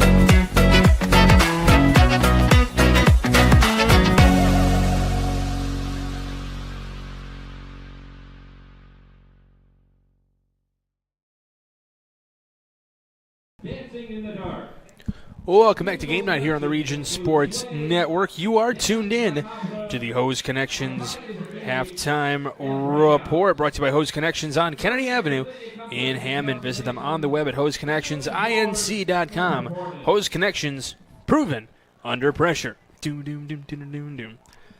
Michael Brenner here along with the coach Doug Nelson here at halftime as the marching band here for the Trojans, Trojan Guard, getting ready to perform as they just announced the middle school team here for Chesterton a little bit earlier, and maybe, just maybe, those have been the highlight of the night so far. Well, it was for me because that was my grandson plays for Chesterton, and he's done an amazing job this year. Jaden Drury for the middle school Trojan football team, so great job to Jaden. But it's kind of like the lull here, man. It's kind of like the calm before the storm with the playoff draw coming out Sunday. It's been a little flat, like you mentioned. Where's the energy been? Where's the Friday night? As far as weather goes, this is not bad. It is October. And temperature did drop from last weekend and what we've had so far, but the wind is very slight and the temperature's not too bad. Yeah, and the offensive explosion has yet to be seen from either team so far here tonight. 7-0 your score in favor of the Crown Point Bulldogs, and with a win tonight, as we mentioned earlier, they have a chance to clinch at least a share of the Duneland Athletic title. Now, one of the things that you mentioned just a moment ago is the sectional draw show that will come up on Sunday, so we're going to find out some of those opponents a little bit later on, and the Duneland kind of spread out across different sectionals a little bit. If you do have Chesterton in one of your pools, they have either Valpo, Michigan City, or LaPorte, and I guess you're hopeful if you're trying to move on in the tournament. You're hopeful you get maybe You don't want to play Valpo, one of the best teams in the Duland as well. You're looking hopefully for maybe LaPorte and try to keep it a pretty competitive game, and hopefully you can get a win and maybe get a win at home. Yeah, no offense to the other teams, but it'd be nice to see if Valpo and Michigan City play each other. If you're Chesterton, you don't want to have to beat Valpo and Michigan City, right? I mean, that'd be very tough on back-to-back weeks. But Chesterton with their defense, they give themselves a real fighting chance. Yeah, the defense. I guess if you're looking for a bright side on either one of these teams tonight, for Chesterton, it has certainly been their defense and keeping Crown Point off of the scoreboard for the most part. And really for Crown Point, typical to what you're used to seeing, I guess the defense would be the highlight point so far, other than the touchdown that you scored. But it has not been a typical game for the Crown Point Bulldogs. And for Chesterton, even though you're losing on the scoreboard, you're winning in other ways. Yeah, if you're Crown Point, you've been scoring most of the season, not at will necessarily, but when you want to or when you had to. Closest game of the year was the Valpo game, and they won by 4. But they've moved the ball all year, and Ehrlich has really been pressured tonight. So, like you said, in the long run, this will be good for Crown Point.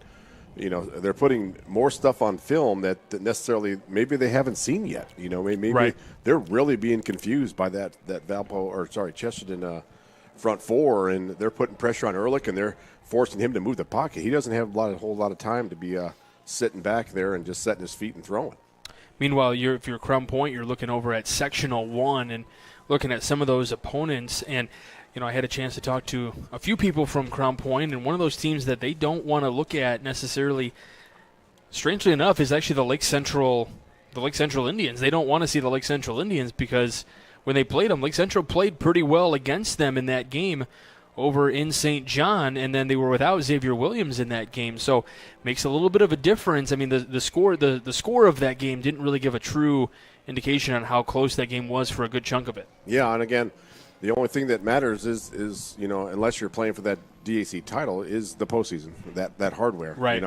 So you're wondering, what did you show? We've talked about it with these teams. There are no secrets. No, right? Not anymore. We've talked about, these guys are all veteran coaching staffs, and they've all been around, and they all know each other and talk, and they're buddies in the off season. But it's just right now. It's just who's got the dudes, who's going to step up and make plays under pressure under the bright lights. And if they were to get Lafayette Jeff at any point, this is a Lafayette Jeff team that is down compared to where they have been in the past, 3-4 on the year with Pat Shanley at the helm in his 8th year as the coach. So this is if this is a year where you're thinking you might have a good chance of winning that sectional, this might be it with Lafayette Jeff down this year compared to where they've been, and Lake Central team that is kind of on the rise a little bit, maybe not at that top tier where Crown Point finds themselves, and then you're just going to kind of roll the dice, I guess, once you get to regionals and you start facing the Pens of the world. You get to Fort Wayne and Lafayette teams, like you mentioned, but that West Lafayette team is or Jeff was the team that knocked Crown Point out last year. Right. So, anytime you start playing ball outside of the region, it's a little different brand of ball too. They put the ball up in the air and they make you defend the whole field. So they really spread you out. So, you're going to have to use the lessons that you had from last year and hit that film, and which is much easier to get these days. And but again, coach speak, they're talking about 1 week at a time. Oh yeah, right now, both teams are. Chesterton is pretty happy defensively, and Crown Point they can't be real pleased with how they're playing right now. No, they'll have obviously one more against Michigan City at home, and that Michigan City team is pretty darn tough too. So while they're looking for a share of the Duneland title tonight, they're looking for an outright title victory next week. And you got Michigan City, who's 4-3, coming in to this week, and we'll see where they stand as they play. They're at LaPorte tonight, so I don't have a score update on that. We'll see if we can try to get one of those for you. So we'll step aside for just a moment. We'll have maybe some keys to the second half and give you some more Strachan Pantil hometown scoreboard updates. On the other side of this break, during the Host Connection halftime report, you're watching Game Night in the Region, built by Von Tobel on the Region Sports Network, the only game in town. With electrical services from Economy Electric Heating and Cooling, you can radiate the perfect amount of light and energy into your home. From rewiring and code upgrades to ceiling fans, lighting, security, and more, Economy Electric Heating and Cooling's trained electricians will make sure you can enjoy your home on full power all the time. For a free estimate on electrical work, call Economy Electric Heating and Cooling at 219-923-4441, and you can visit them on the web at 4ajobdoneright.com. That's the number 4ajobdoneright.com. Develop skills that will last for a lifetime with an apprenticeship with the Bricklayers and Allied Craft Workers Local 4, Indiana, Kentucky. The apprenticeship and training program is committed to developing highly skilled bricklayers, terrazzo workers, and ceramic tile setters to provide the construction industry with the best hands in the business. If you are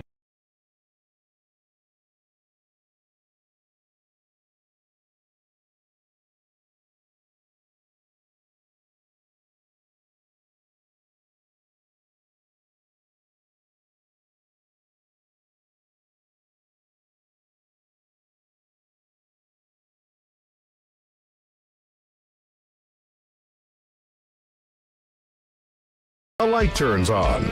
Press the button, machines and instruments come to life. Touch the screen, communicate with the world. Simple tasks, guaranteed results, every second of every day. That's the power of power. And that's the power brought to you by the NECA contractors and electrical workers of Local 531. For over 100 years, Burns Funeral Home and Crematory has been assisting families in their time of need. Serving Northwest Indiana, the staff at Burns Funeral Home will help guide your family in creating a meaningful ceremony. From a simple to elaborate to traditional or unique, the caring family at Burns Funeral Home will tailor a ceremony to fit your needs. And for your other loved ones, Burns Funeral now has a pet cemetery and crematory. Visit burnsfuneral.com or give them a call at 219-942-1117. Additional staff include Lana Wardle.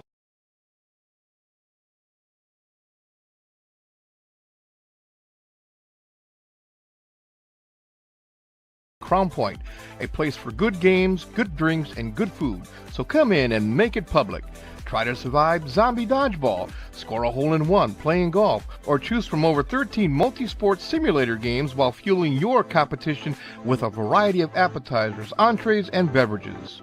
We have games for all ages with our family-friendly hours till 9 p.m. Reserve your simulator at publicbarandrec.com and let the fun begin. Better Beef of Indiana. Hormone-free, locally raised, and locally processed beef. Better Beef of Indiana is located in Valpo at 2600 Beach Street, where you could buy individual cuts of beef completely raised in Hebron. From single pounds of ground beef to filet mignon, Better Beef of Indiana has it all. Visit their website at betterbeefindiana.com. Follow them on Facebook or call the owner, Kevin, directly at 219-508-5797. Better Beef of Indiana, where quality meets value. Welcome back to Game Night here on the Region Sports Network. We're at the Host Connections halftime report. Host Connections, they're proven under pressure. Dun, dun, dun, dun, dun, dun, dun. Yes, sir. Gotta get Matt to do that during basketball when we get there in a few months. It's right around the corner next month. Hard to believe that we're nearing the end of the high school football season, week 8 of the regular season, so the penultimate week. That means the second to last week of the season, by the way, of the regular season for those of you Scrabble impaired, maybe. What do you think? We kind of have an idea, maybe what was said in those halftime locker rooms. What kind of adjustments do you want to see right off the bat? If you're, let's start with the Crown Point Bulldogs. What do you want to? If you're Crown Point, it's like you mentioned. Let's not shoot ourselves in the foot, right? We got to cut back on the penalties. A lot of flags there on Crown Point early on, especially pre-snap. Yeah, false start, movement, that kind of thing. Those are the things that's discipline. Like you said, that's doing it over and over, because those are the things that are going to come back to bite you in about a month. Yeah. Right. Yeah. In the postseason, you're trying to make a big run. It's no big deal. It's only one penalty at a time in the first quarter. You don't think about it, and then all of a sudden, you learn from it. But if you're Crown Point, just clean it up a little bit. They were moving the ball between the red zones, but. They just got to finish, and if you're Chesterton, we got to find a way to move the ball. Yeah. Period. Because defense has been stepping up. Yeah. defense has been right there with one of the better offenses here in Northern Indiana. So if you're Chesterton, you got to find a way. You got Brady McCormick, like we said. We haven't said Lewis's name at all today. No. I know you mentioned he wasn't in the starting lineup. He's been a little banged up, and he carries a lot of the load for Chesterton. So offensively, he goes as they go as he goes. So if he moves the ball and has something to do with the offense here, he's got to contribute here if he's healthy and able to do that. I was going to say maybe there is something that we were not aware of. He had 103 carries for 424 yards with 5 touchdowns, and then 16 catches for 262 yards and a touchdown. So, yeah, definitely a big piece that's missing. He's been out there. We've seen the number out there. Just not hasn't been a factor in the offense. And maybe there's something that we don't know about with Brady McCormick not really being able to throw it either. There could be something going on. And, again, I hate to harp on it this way, but, I mean, it could be the cooler temperatures. Maybe they just don't have a great grip on the ball. But I don't know if that's really an excuse at this point. I really don't think it is. It's not that cold out. I mean, yeah, it's not what is freezing. it, high 40s? I mean, yeah, almost 50. So, I mean, that's pretty good football weather. Like I said, the wind is not a factor. There's no rain, so they should be able to move the football as they wish. But I think it's a attribute to how good both defenses are playing. I mean, maybe when it comes down to it, it's that simple. So I'm going to ask you this: we kind of had we talked about what that conversation likely was in the Crown Point locker room. What was the conversation like in the Chesterton locker room, do you think? Because if it's me, I'm focusing on simply all the positives. Yeah. I'm ignoring the fact that we couldn't move the ball.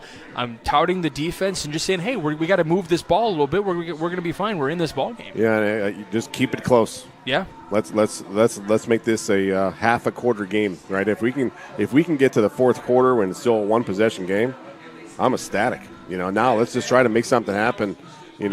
You might have to go for it on fourth down. You might have to do something a little different that you didn't, think that outside the box a little bit. So, stay with it and and stay positive, like you said. I would have to imagine that even early, maybe on in the half, even in an area where maybe it's not typical where you'd go for it on fourth down, but at this point in the season, it's week 8. You don't have a winning record at this point, and that's not. This isn't to say we're going to just bag it in and call it a season, but be aggressive. I mean, and if you can be the team that takes down the Crown Point Bulldogs. Yeah, I mean that's something you're going to hang your head on for the rest of the year. Absolutely, and maybe that's where you see like a gadget play. We did see an attempt on a double pass, but maybe an onside kick, maybe a pooch punt, or a fake punt, or a pooch kickoff, and you trying to squib it or something out of the ordinary. Yeah. And like you said, what do you have to lose? I mean, there weren't a whole lot of people thought that you had a chance to win this one anyway. So, and you're close. So give yourself a shot. Yeah, I don't see a problem with even if you're a fan, you're thinking like, why would you go for it? At this point, why not? Yeah. It doesn't hurt anything. It can only potentially help you. The risk is very good if it works out in your favor, and it's in front of your home crowd. So they're going to support you even more if it works out, and I think it's just going to continue to build momentum on your side. And in a game where, you got Crown Point not playing their best football, and, if you're back to Crown Point, even playing not your best football, you're still winning on the scoreboard right now. So that just goes to show, like, hey, even when we don't play our best, we can still be in it, and we can still fight through it. Oh, sure, and that's what good teams do. You've got to be able to win and move on when you're not playing your best. Right now, be quite honestly, I don't know if they can play much worse than what they're doing right now. I mean, it's not been very good for the Bulldogs, but again, we talk about it, but their defense is giving themselves a chance. The defense travels. That's something that you can hang your hat on. So both teams are defensively giving themselves a chance to win. It's going to be a matter of who can move the chains and have the officials keep the flags in their pockets and not shoot yourselves in the foot. That's what I would like to see, more flags in pockets and not on the field. All right, we thank you for joining us for this Hose Connections halftime report. Again, Hose Connections on Kennedy Avenue in Hammond. Visit them on the web at hoseconnectionsinc.com. Let's take a look at the Gladish Law Group starting lineup here in the second half. Chesterton will receive the opening kickoff. It'll be Brady McCormick in at quarterback again. Andrew Govea, who we've seen quite a bit today in the running game. Peyton Schlabowski is the fullback in this one for the Trojans. You have your receivers Lewis Raffin, Alex Santucci, and Cameron Chadwick, along with the tight end Connor Hansen. There's that Gladys Schlaw group starting lineup there for the Chesterton offense. So I wasn't lying to you. They are there. And then the offensive line, you got John Landeros, Carlos Leon, Andrew Hyman, Braxton Ozug, and Tyler Nevis. Kicking things off for the Crown Point Bulldogs will be Oliver Brewer. Back to receive is a couple of different Trojans back there as we start the third quarter. DeMarco, McLemore, and Hansen all in the backfield. This one kicked and picked up on the far side of the field. Makes a nice cut to the inside. Gets through some defensive members here, trying to fight it up near the 30-yard line. And is tackled right at the 30-yard line, so a really nice return. We may have been Hayden DeMarco on that one. It was indeed. Nice return. It's a decent field position here to start things up for the Chesterton Trojans. We may have a Bulldog down right at the 30. Nobody seems to be paying attention. Or getting up now. Okay, it was Joe. He may have been tying his shoes. Maybe that's what it was. Well, I think he has wind knocked out of him, and Coach Ortiz just said, get up. So he's good. So, yeah, that was kind of a risky move by the Trojan, I thought. And he kind of got a good bounce as it came off the turf and picked it clean. Must be a middle infielder for the Trojan baseball team. But real shifty move and did a good job giving himself a good start here. Well, we were talking earlier. It'll be interesting to see what happens with Trojan baseball and softball. Some of their longtime coaches finishing this year. And now, do we have a timeout to start the second half? Yeah, it looked like Lewis was in the backfield, about ready to receive a direct snap, like McCormick was not behind center. So after the opening kickoff, Chesterton forced to use a timeout. That could prove to be pretty pivotal down the stretch here. 11:51 on the game clock.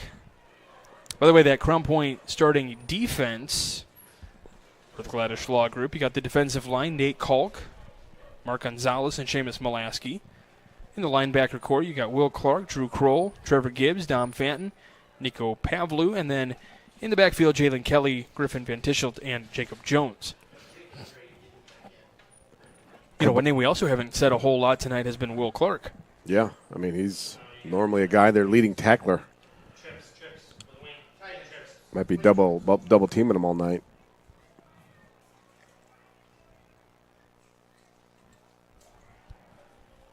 Oh. Short pass incomplete off to the right side. Would have been a big gain right off the bat for McCormick. We were thinking about him throwing a little bit. Decides to do so there. Or that hit him right in the numbers. The little slant pattern they had cleared out. They had trips on the near side. Good ball there by McCormick. And that's what I think we talked about in the first half. They need to put the ball in the air more. Yeah. Gives themselves a chance vertically. You know, they got to get the ball down the field a little bit. So McCormick in the shotgun. Hands off to Govea, who runs on the right side. I'm sorry, that's Lewis on the right side there now. He ran hard. That's the Lewis that we've seen. You know, really moving the pile, and he's a big boy. So I would like to see him become more of a factor if he's physically able here. So Van Tischelt in on the tackle there, but Lewis able to get a couple of yards on a second effort to help move the ball a little bit. It's going to be 3rd down and 6. So I don't know, this, as you call the 3rd and medium here for. Yeah, so this is the one they couldn't get all first half. 2 trips to the left side. Here's the handoff. Here he goes. Trying to make that turn up to the 40. It'll be a 1st down and knocked out of bounds as Lewis getting things done here now. Couple of plays, able to get a couple of yards. He wasn't really targeted a whole lot in that first half, and all of a sudden we're seeing a lot of Garrett Lewis. He runs the ball hard, and we're not going to begin to guess why they didn't run him in the first half much, but man, he is a difference maker.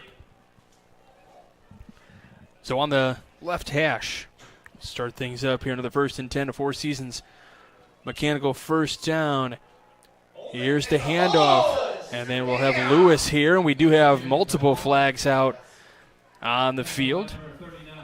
Yeah, the Bulldog coaching staff here in the box were pretty sure there was a hold there, so exactly they made that known. So, yeah, they're going to move that back. And again, Chesterton is not the kind of team, not the kind of offense that can get behind the chains and recover from that. They're not. They're ground heavy. You know, we've seen with Lewis moving the football, you can't. In order to give yourself here a shot here tonight, you cannot shoot yourself in the foot.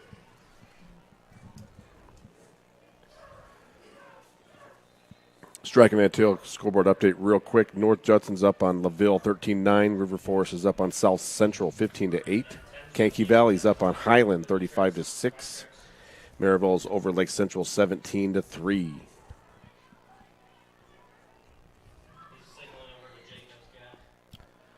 McCormick looking to throw, thought to his left, now to his right, and he just overthrows his receiver over there.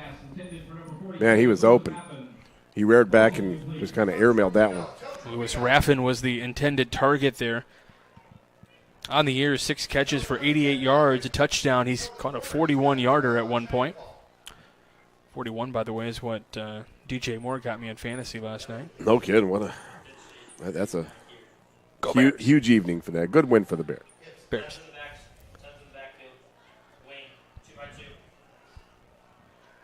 McCormick in the shotgun. Lewis just off to his left. Man in motion.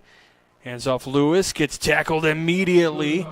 Will Clark in there along with some other Bulldogs. Look like number 41 in there. Nico Pavlou in there as well on the tackle. Yeah, if you're the Trojans here, you might. I mean, I don't know if there aren't too many plays for, 3rd and 25, 27, whatever it is. But you might just try to get a little bit back, maybe run a little draw for Lewis, or just try to get him outside. But you're not going to try to risk a whole lot right here. Yeah, 3rd and 25 is the call.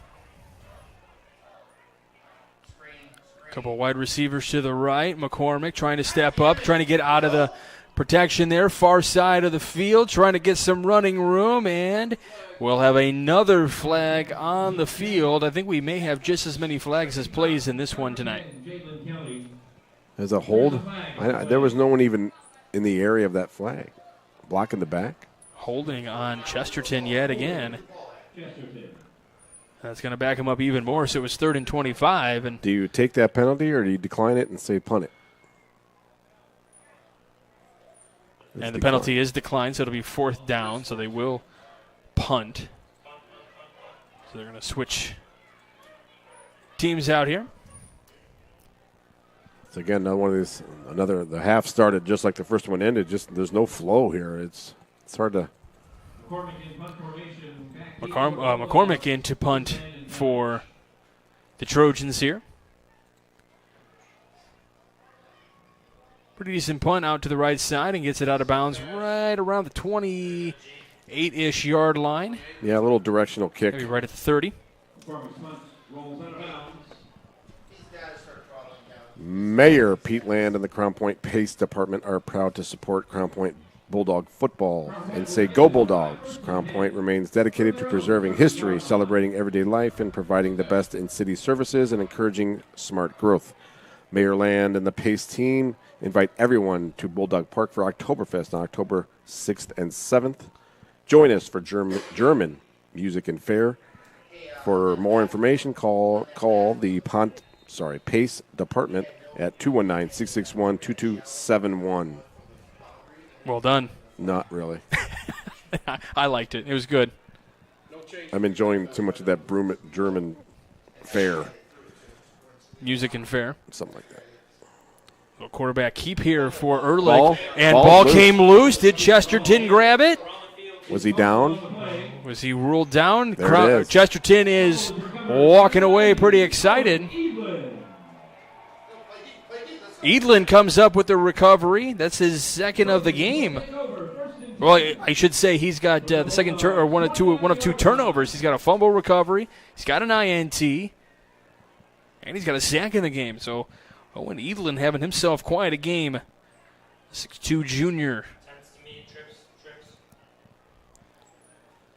So best starting field position of the night, and that could be a proud Union home play of the game presented by IKORCC, depending on what Chesterton can do with this possession. That's what I was thinking. Three receivers out to the left, one to the right for McCormick. Wrote that one down, Michael. This one out to the left. Pass is caught and taken down at the 15-yard line. Pass complete to Alex Santucci. And I think that this, as we talked about, they have to throw the ball vertically. But having Lewis in the backfield, they have to pay more attention to the play action now. Right. I think he runs the ball hard. So this really opens up the playbook a little bit here and makes it it kind of felt one-dimensional for Chesterton in the first half, and now Chesterton has to kind of be prepared for everything. 3 trips to the right, 1 to the left here. Tucks and runs out to the left side and gets taken out of bounds and taken out at the 21-yard line. And at what point do you consider that maybe kind of a tackle out of bounds? He was still bringing him down out of bounds. Sure. I'm more thinking about the exchange between the center and McCormick. It just seemed like it was weird. I mean, they had everybody rolling out this way. He wanted to roll to the left, but he just didn't look like he got lost the control of the football and just said, "Okay, I'm going to run out of bounds." He didn't look downfield at all. So it knocks it back 5 yards. So this will be 2nd down and 15 now for the Trojans. Not the direction they wanted to be going. Lewis just to the right of McCormick in the shotgun. Looks to throw. Runs out to his left. Throws towards the end zone, but the pass is going to be incomplete. Well, they brought the pressure there. Crown Point end or outside linebacker. Number 1, Will Clark. There he was, 6'4", senior. Impacted McCormick there. They did a good job of stepping up and blocking him, but it did mess up the timing of that play.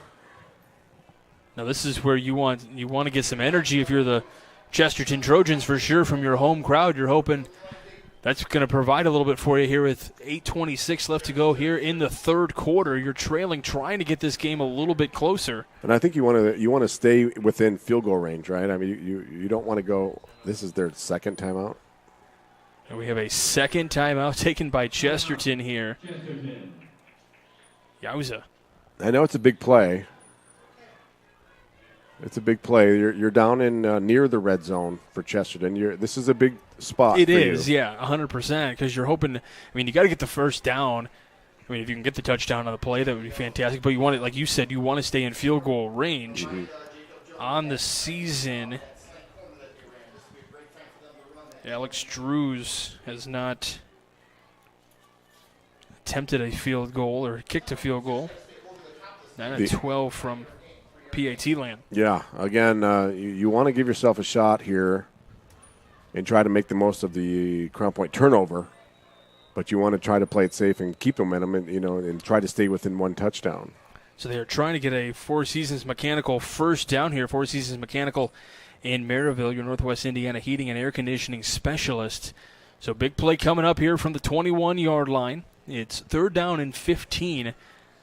And Chesterton already down to their final. They have 1 timeout remaining here in this game with 8:26 left to go in this one, in the third quarter.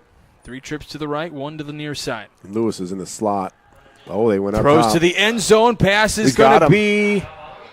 He got it. In for the touchdown. A Trojan touchdown. What a nice ball. Nice throw there by Brady McCormick. Puts the ball in the spot only his receiver that can get to. Great job there by the Chesterton. Cameron Chadwick is the one who came up with that one in the end zone. And I think a lot of the Crown Point defenders thought that they maybe had him out of bounds.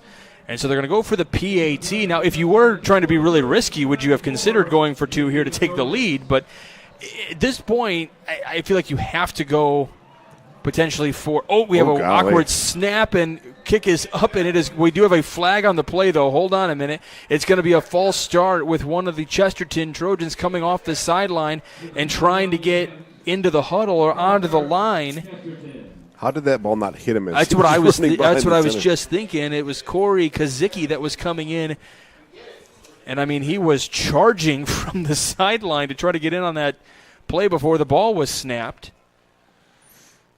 And now they're kind of wishing, well, maybe if he just stayed there, we would have been able to do it without him. Yeah. Notre Dame played a couple of plays with 10 guys. Why not Chesterton, right? I just saw that. I went there. So they'll re-kick the PAT. Kick is up, and it looks to be good. It is indeed. Big kick. That is a huge kick and ties this ball game at 7 with 8:21 to go here in the third. You're watching Game Night, but by Von Tobel on the Region Sports Network, the only game in town. This box is small, like Pet Supplies Plus. This one is large, like a big box store. In each, Stu, I Stu, has carefully hidden a toy. Question is, which dog will find it first?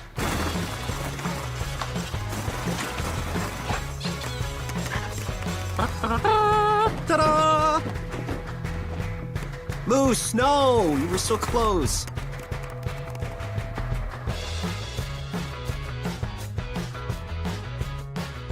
How far would you go to relive another Friday night under the lights? Well, lucky for you, you don't need to go that far at all.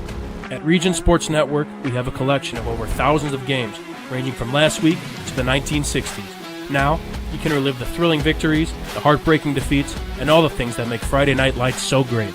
Talk to us here at RSN and help us remember the region. Please visit Remember the Region with the link on the screen or through our link tree found on our social media platforms. Hashtag Remember the Region.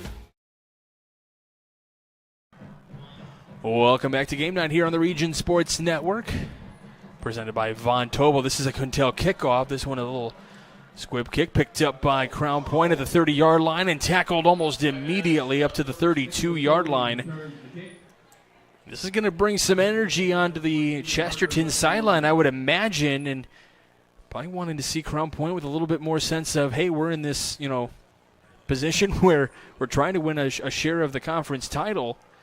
And now we're tied with a team under 500 right now. Yeah, on the road, right? I mean, road games are never easy in the Duneland. But winning a title is never easy either. No. We talk about that. It's not, you think so. On paper, it was like a 3-touchdown victory, right? But it's not played on paper. Pretty cliche, I know, but cliches are fine.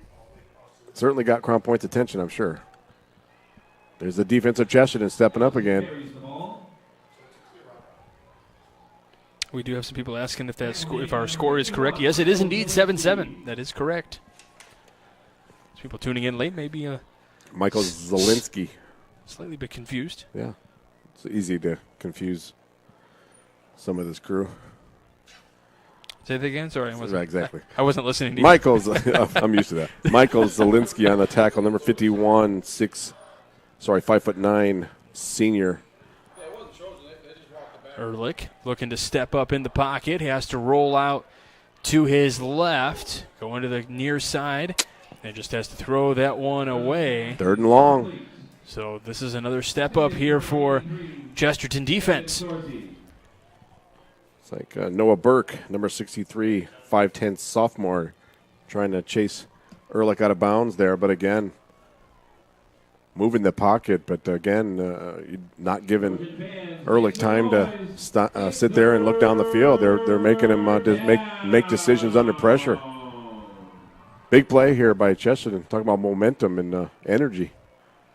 I don't think Scott Stessel can hear us all the way out there, but not that he can really hear at the end of the night anyway now, being he's right under one of the speakers here at Chesterton.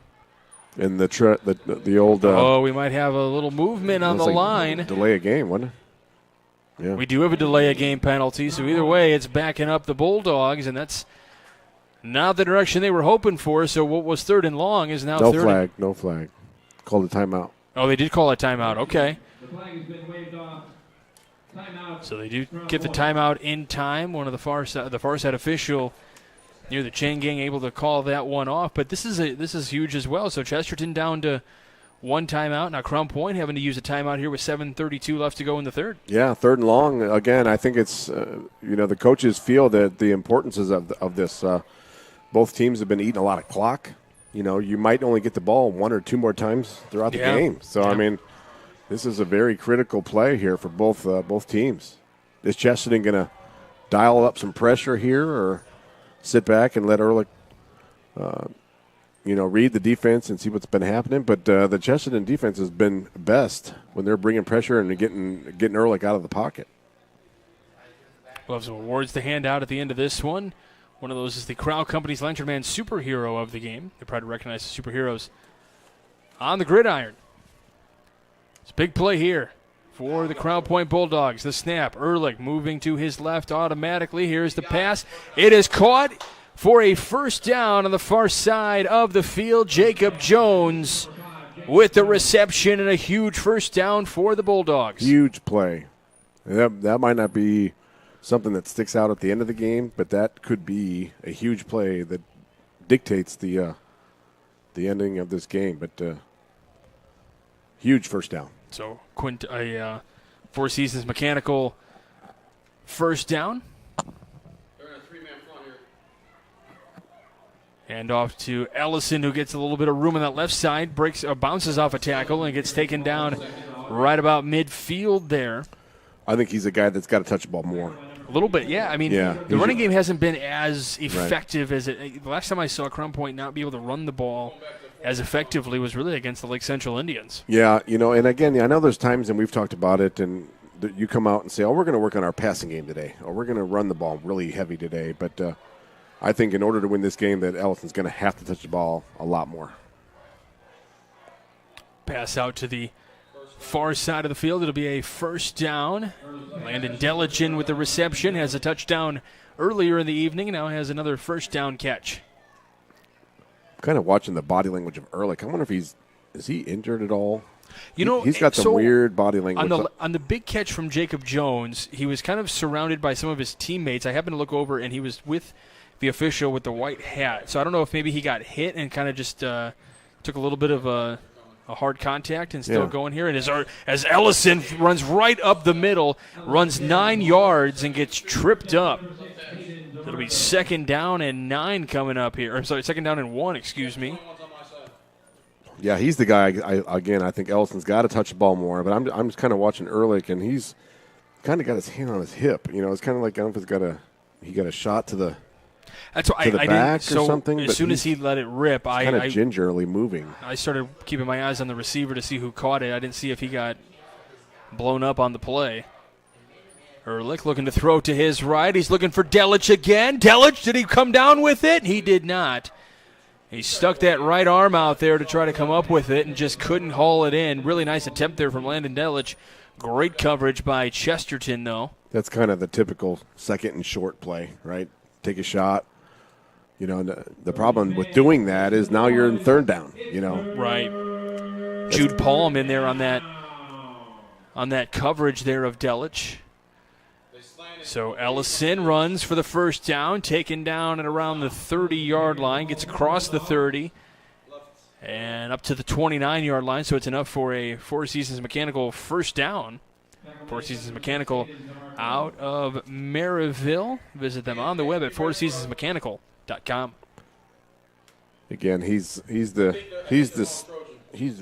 guy moving the sticks, right? I think he's got to touch the ball a lot and continue to wear down that front four of Chesterton. Ellison on the left side gets through the defense, runs in to the end zone for a Bulldog touchdown.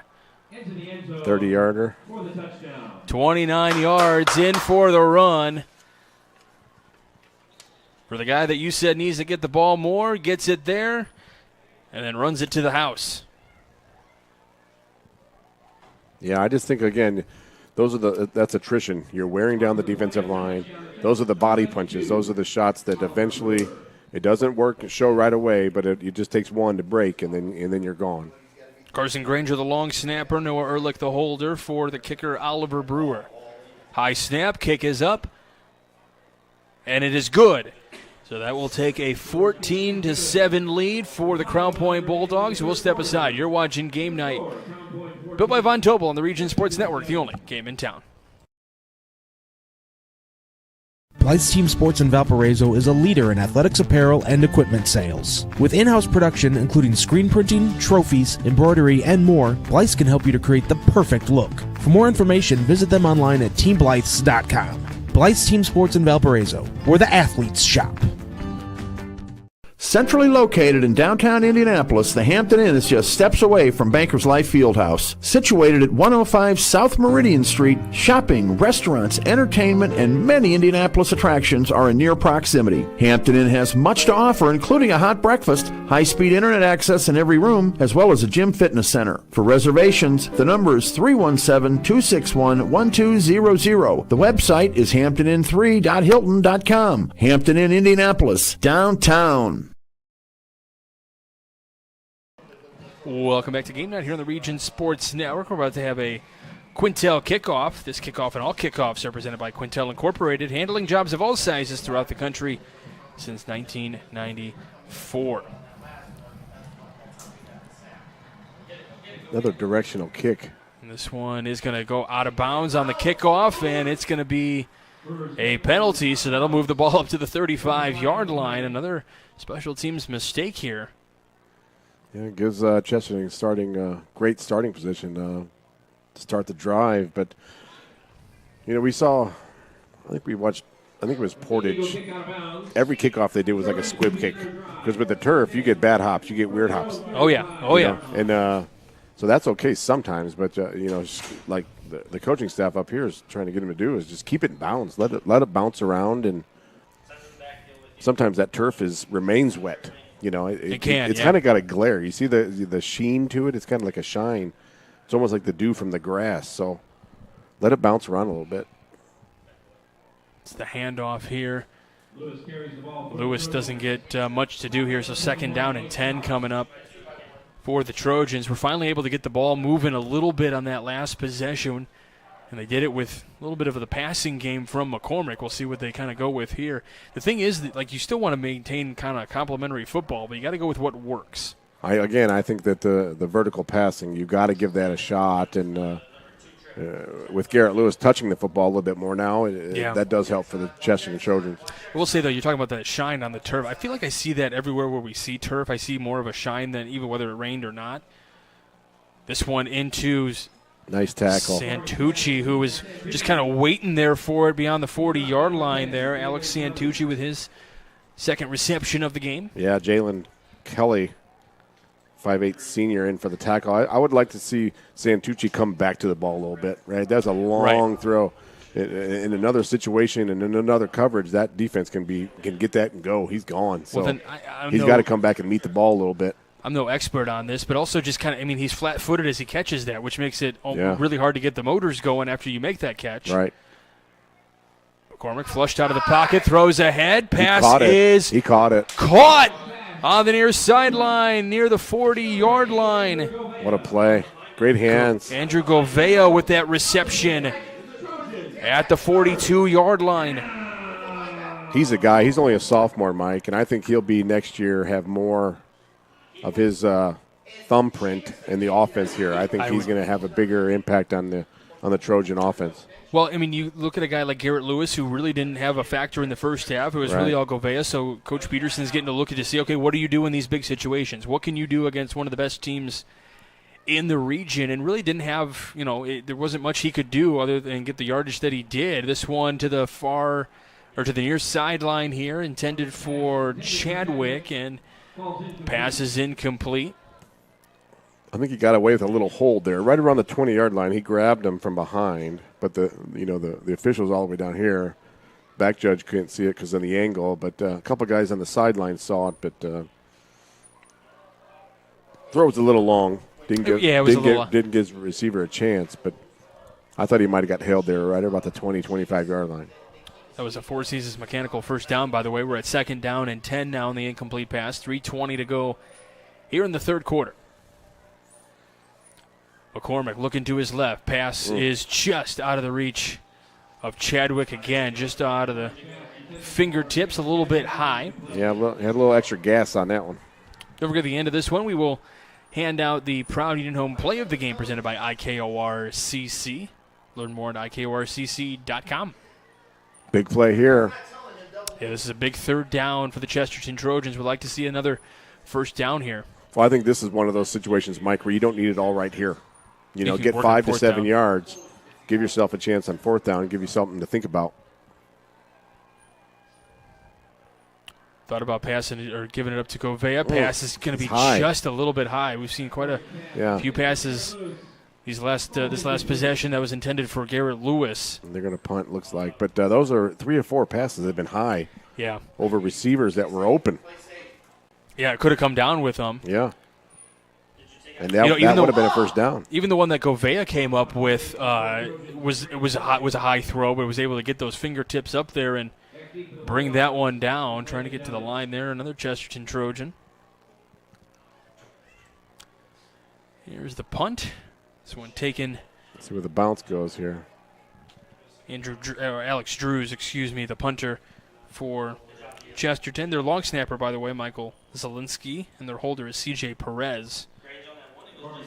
Anytime you can punt it inside the red zone, that's a good start by the Chesterton defense. But again, this is a spot here where good teams kind of pull away. You're either going to pull away or you're going to allow Chesterton to hang around. So yeah, we're going to find out real quick here what Crown Point thought or what the conversation looked like at the halftime and what their emphasis is going to be here in the third quarter. Right. I think they should remember what just got him that touchdown. Yeah. Ellison. Larry Ellison. Yeah, Ellison running the football. Give him the ball, feed him, and that'll set up everything else.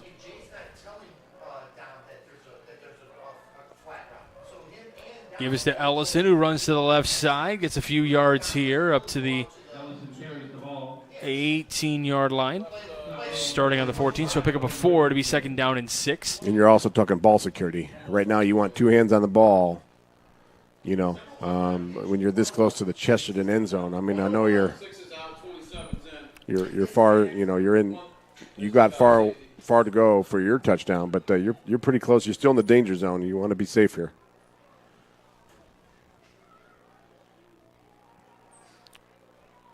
Ellison again, this time just beyond that first down marker up to the 25. So it'll be a Four Seasons Mechanical first down for the Bulldogs. And the thing that I kind of thought at the beginning of this one, we didn't have much of a conversation pregame, but I kind of thought this might be a game where we do see a lot of running. I was thinking a little bit more run from Chesterton, and that's kind of what we saw in that first half. And then, in the second half here with Crown Point with the lead, being a little run heavy here in the second half. Right, and Ellison, we talked about this is what wins in the postseason too, right? You're milking the clock and you're getting 4 or 5 yards a pop.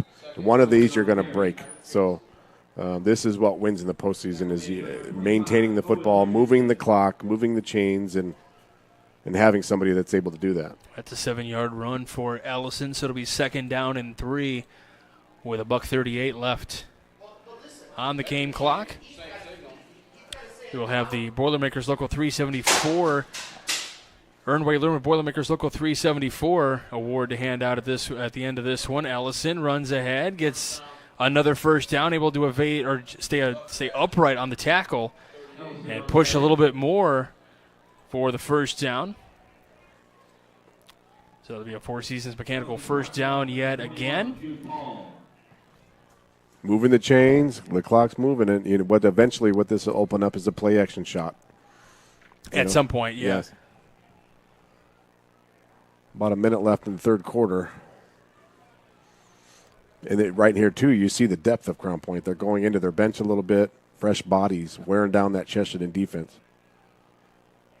And Ehrlich keeps, runs out, and the pass a little bit wide. May have hit a photographer on the far side of the field. A little high on the throw. Early's pass intended for number 4, Nicholas Soley. Ball's incomplete. Now, Nicholas Soley's listed at 5'10", and if he's 5'10", I'm 6'3". Well, that's neither true. One of these things is not like the other. Exactly. No offense, Nick. Ehrlich gives to Ellison, who juts ahead, gets across the 40-yard line.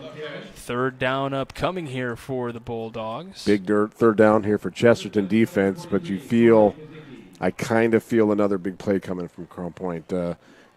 Chesterton's really selling out. You see this wide side of the field here, Mike. There's no one over here. You got 21. You see him? You got 21 over here. covering trying to set the edge, but they have not used this side of the field here in a while. I feel a shot coming. It's Jude Palm with Landon Delich. Handoff is to Ellison. Ball down. Is loose. Carries the ball. It's going to be 4th and Tobel on the play. And it looks like it's recovered by Crown Point. Fortuitous bounce there for the Bulldogs. It was laying out on the turf there for a while. That's the end of the third quarter here at Trojan Field. So that'll be the end of the third quarter. Crown Point leading by a touchdown. You're watching Game Night, but by Von Tobel on the Region Sports Network, the only game in town.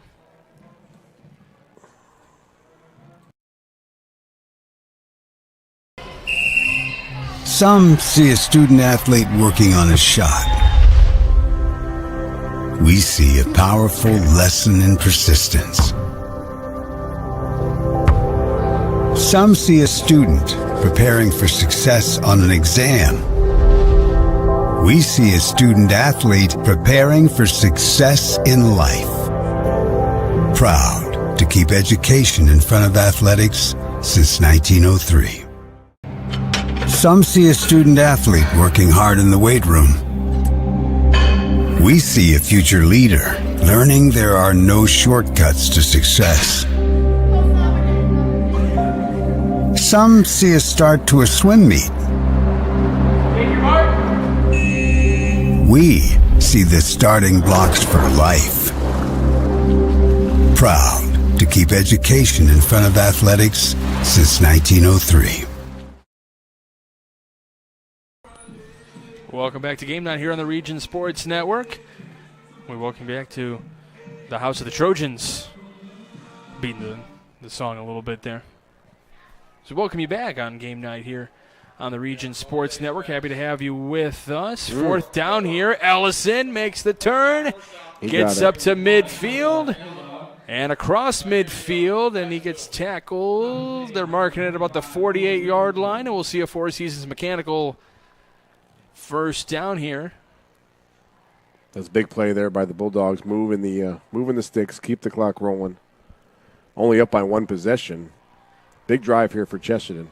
That's what, in a situation like this, like normally Crown Point is kind of feeling like, okay, running clock against a lot of teams. Well, just by keeping the ball running the ball, it is a running clock effectively at this point. They have to get up to the line every so often. As Ehrlich runs ahead, gets up to the 40, and is spun down out across the 40-yard line, right about the 37. And that's kind of the hidden talent that people often forget about Noah Ehrlich, is he's got some wheels as well. Yeah, that was a design run play. He's their second leading rusher. That was a great job. From time to time, you don't want to run that too much because you don't want your quarterback taking a beating. But great job by the line and great patience by him to allow the play to set up. Justin Fields does it. Here's a handoff to Ellison again on the left side here, getting some running room and tripped up around the 30, and he's going to get down to the 29-yard line. So it'll be second down and 1. Shoestring tackle there by Hayden DeMarco, number 6, a senior, 5'7". A little more accurate. You always like to see an honest measurement, right? I'm not 6 foot. He's more like 5'7".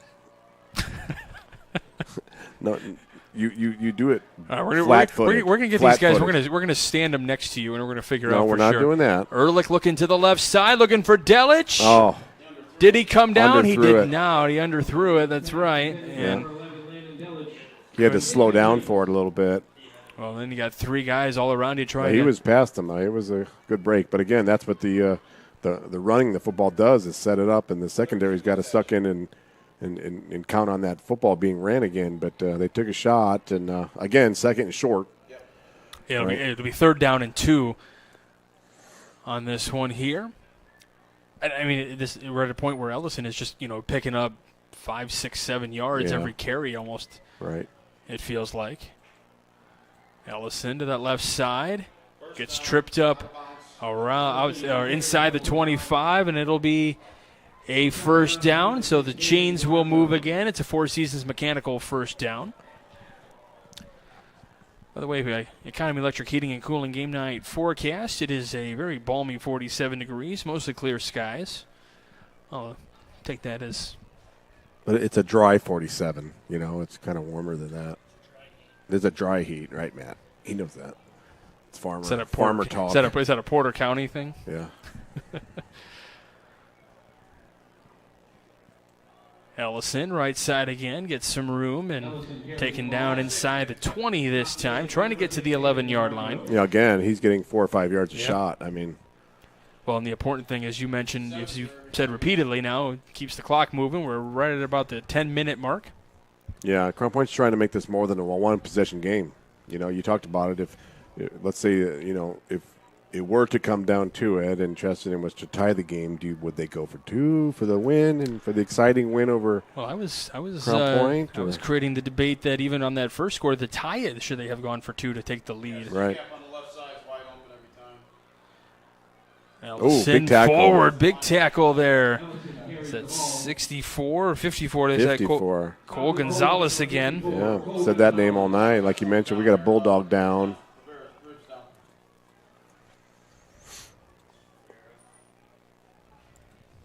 While we have a guy down, we're going to Langle's Pizza. Has been a favorite spot since 1979. Enjoy pizza, sandwiches, and more. Dine in or carry out. Langle serves Northwest Indiana from their 3 locations, Highland, Schererville, and Crown Point. Order online at langlespizza.com. Langle's Pizza, the official pizza of the Region Sports Network. You've done well tonight. Again, that one. Well, because you did it last week, and now doing it again this week. And this one over here has got acronyms and dates and numbers. You said you were good at the numbers, though. No.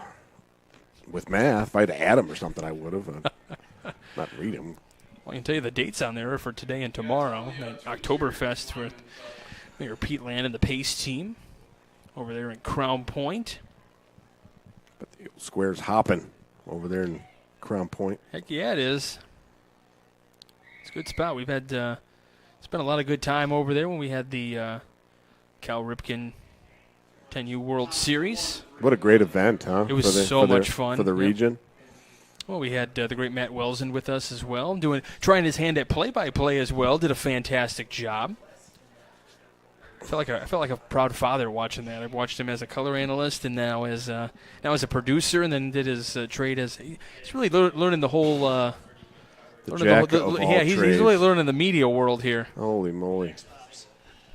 He's gonna be doing all this by himself here pretty soon. He's going to be coaching this year, too, right? You picked up a little coaching gig? 7th and 8th grade basketball? All right. Look out, world. So we may not have you for basketball season. No, that season will end by Christmas, right? Or the holidays? Yeah. That's when my season ends, too. That was Austin Rivera, by the way, the down lineman for the Bulldogs. That's one thing you don't want at this point of the year is guys getting hurt. Correct. Those high ankle sprains take 2 or 3 weeks, so hopefully he's going to be okay. And they have a great trainer, Doc Merrill. Dan was a trainer at the high school when I was there a long time ago, and he's moved around, but he does an amazing job for his student athletes. What was that, about 1979 over there? Yeah, we rode horses and carriages. And rode on stone tablets and horn books. Chiseled it in and all that fun stuff.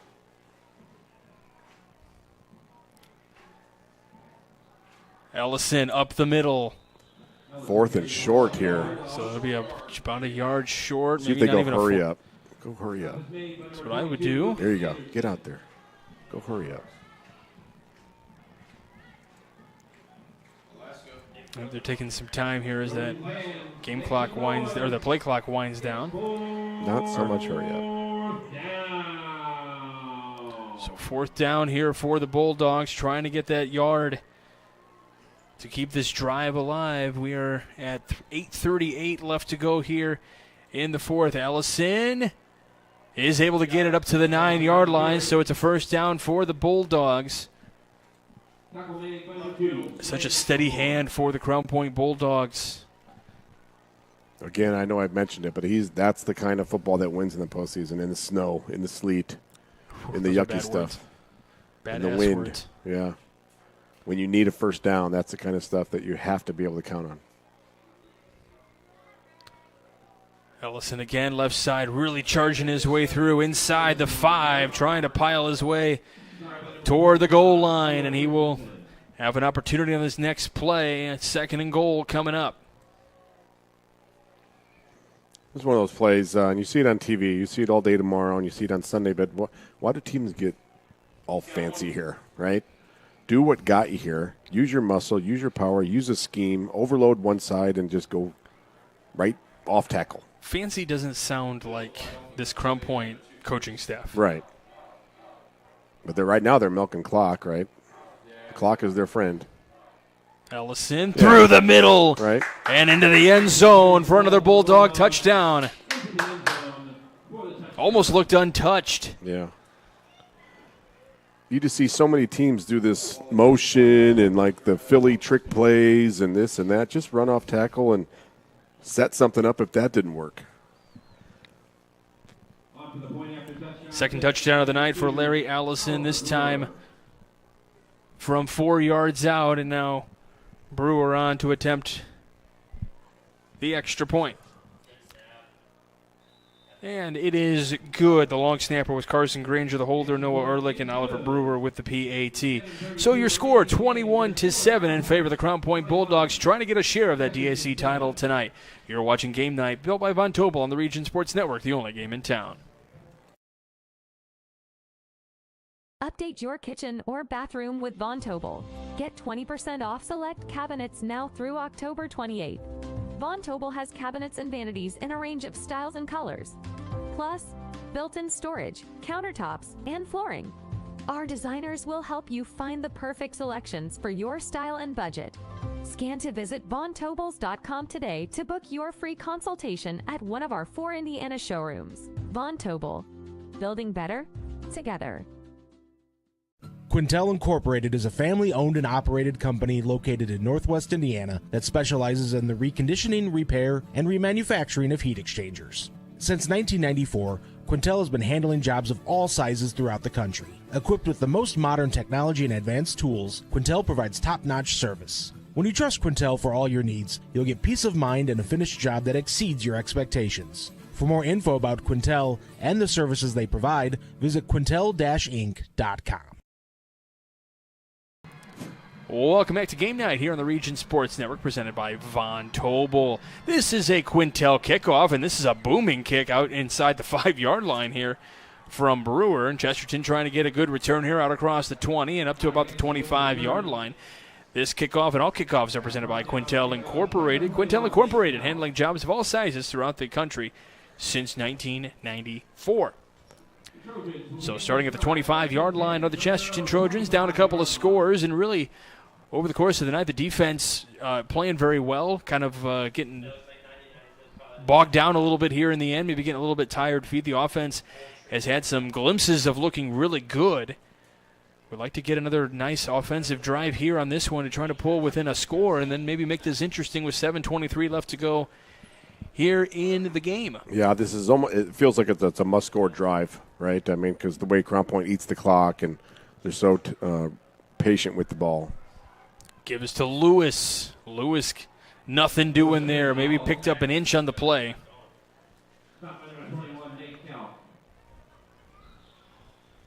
That's just the problems. Maybe trying to spread out a little bit more might work out in their favor, and trying to get to that far side of the field instead of kind of staying within the tackle box almost. Yeah, again, we've talked about it. They've had success when they went vertical. They have to take shots try to get over the top. Right down the middle, run a streak maybe with Lewis, or he's in the slot. He's in the far slot right now. Well, it's a 4-man rush here on McCormick. McCormick flashing out, pressure coming. Downfield, pass is caught at the 40-yard line. You have got to give your playmakers a chance, Mike. That's what I'm talking about. That was not how they drew it up. No. But you got to give you guys a chance, so you got to take shots. Garrett Lewis comes down with that one at the 40-yard line. That's a huge pickup for the Trojans. You were just saying they need to go vertical over the top, and that's exactly what happens. Chain gang move in. It's a Four Seasons mechanical first down. So they'll set those chains. Try to get another first down here. Lewis on the right hip. Oh, I beg your pardon, number 99 on the right hip of McCormick, and he's got pressure coming, throws it away. Now, could be an argument maybe not too many receivers in that area over there. He's outside the pocket. Yeah, so that's fair, yeah. And it's beyond the line of scrimmage. But, they're moving the pocket for McCormick and giving him a chance. He's got to find a way to get his feet set a little bit so we can find Lewis down the field. I mean, he's your playmaker.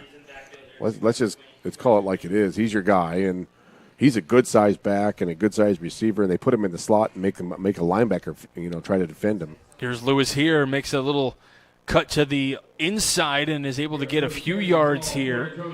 I had called number 99 earlier. That was Peyton Schlabowski before. Interesting number for the backfield, huh? A little bit. Yeah, it's like middle school football. If it fit you, yep, you're wearing it. Go. Schlabowski heads out onto the field here. Yep. For a lot of guys, it just kind of boils down to what jersey number fits. Yeah, that's what I'm especially saying.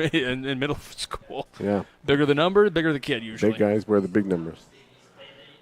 But you see Lewis, I mean, they've moved him around, and maybe that's why they didn't use him much in the first half. In games we've seen earlier, he takes a beating. He takes a beating. So, let's preserve him a little bit until the second half a little bit, but and in the postseason run, but they got to hurry up here. 3rd down and 7, and the play clock is at 0. Do we have the final timeout, or do we have a delay of game? We have a timeout taken by Chesterton. So got that timeout just in time because when I looked over at the play clock, it was down to double zeros. We got one more time. You got this. Here we go. Mayor Pete Land and the Crown Point Pace Department are proud to support Crown Point Bulldog football and say go Bulldogs. Crown Point remains dedicated to preserving history, celebrating everyday life, providing the best in city services, and encouraging smart growth. Mayor Land and the Pace team invite everyone to Bulldog Park for Oktoberfest on October 6th and 7th. Join us for German music and fare. For more information, contact the Pace Department at 219-661-2271. That might have been my best one. I am super proud. Get that out of here. Just flips the paper right out of here. Very nice. Thanks. Striking into hometown scoreboard update. Merrillville up 24-9 on Lake Central. But Lake Central did recover an onside kick, and they're in business again on their own 49-yard line, according to their Twitter account. So Merrillville's one of those teams. Watch out for them later on. Oh, he lost ball is stripped. Who fell on it? McCormick goes running at the 40-yard line. It won't be any gain on the play, but it's going to be the Chesterton Trojans who come up with it. The struggle with that play is that's a play out of a timeout, right? Exactly. I mean, that's something you called a timeout for and thought you had a look, and it kind of broke down quickly. 4th down here, 4th and about 9.5. After warn Chris Ramirez and Doug Nelson turning into a Reed diva. This is too long for me. Where's my contract? 4:38 left to go in this one. Chesterton trying to make a drive. It's 4th down. Throwing it to the far side of the field. It's in the air and it falls incomplete. Great defense there. They tried to high point the ball. You could see him looking for the defense. When the ball was in the air, the receiver looked to see where the defender was at. Yeah, he had time to look. He knew he was going to get a shot. So great defense there and great effort there by the receiver. Big stop there by the Bulldogs defense. It was Lewis out there, along with Lewis Raffin in the area. Lewis kind of hobbling back to the sideline, making it tweaked a little something. He's going to go for a seat. I'm telling you, he's been beat up all year, knees and ankles and limping around, but great effort by the young man here tonight. All year, really. I've called a lot of Chesterton sporting events over the years, and some tough kids out here in Chesterton. Gritty. They're gritty. That is a good word for it. And that's why they. How many points is that in Scrabble? It depends. Use the triple letter on that Y. I think I've played Scrabble twice in my life, so I have no idea. Ehrlich keeps. He's going to keep and run up to across the 40 and out of bounds at about the 44-yard line. Ehrlich was trying to take a shot there. He was looking deep. Great read, great decision. Just get a few yards and get what you can out of it. But at this point in the game, obviously a shot because you would like to get another score just to kind of put this one on ice. But right. 4:19 left. I mean, you want to continue to milk the clock. So if it's not there 100%, just tuck and run, I guess. Yeah, and you could slide feet first and try to stay in bounds, right? Is that what you're saying, Yeah. you know? Well, just keep the clock moving for sure as Ellison gets it here left side. Tackled out across the 45, up to the 47.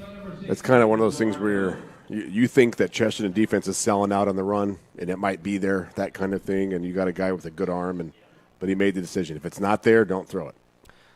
Now, just playing a little interest game here. Let's say Crown Point doesn't score here. Chesterton able to get the ball back, and say they were to score, and it's a one-score game.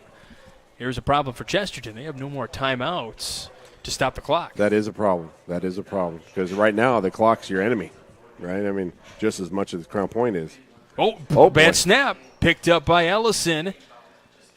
I should say bad handoff. It wasn't a bad snap. So we got bodies falling all over the place here on the near side. Yeah, big third down here for Crown Point. Good job by Ellison to get anything out of that. Sorry, this is fourth down. So that's why I was kind of interested. If they don't get the third down here, do they go for four for the fourth down? Well, I punt it. You know, I really do. I mean, I know it's fourth and short. You're up by 2 scores. Or do you let this clock wind down a little bit? Down. See if you can maybe draw them off sides. There you go. Watch the ball. Defense is yelling, watch the ball, watch the ball. Yeah, good call. We'll see here. Hard count, yep. Just take the penalty. Yep, it's going to be double zeros here, and we're... No, timeout. Yep, timeout taken by Crown Point. That's an interesting call. I mean, for the most part, Chesterton hasn't moved the football.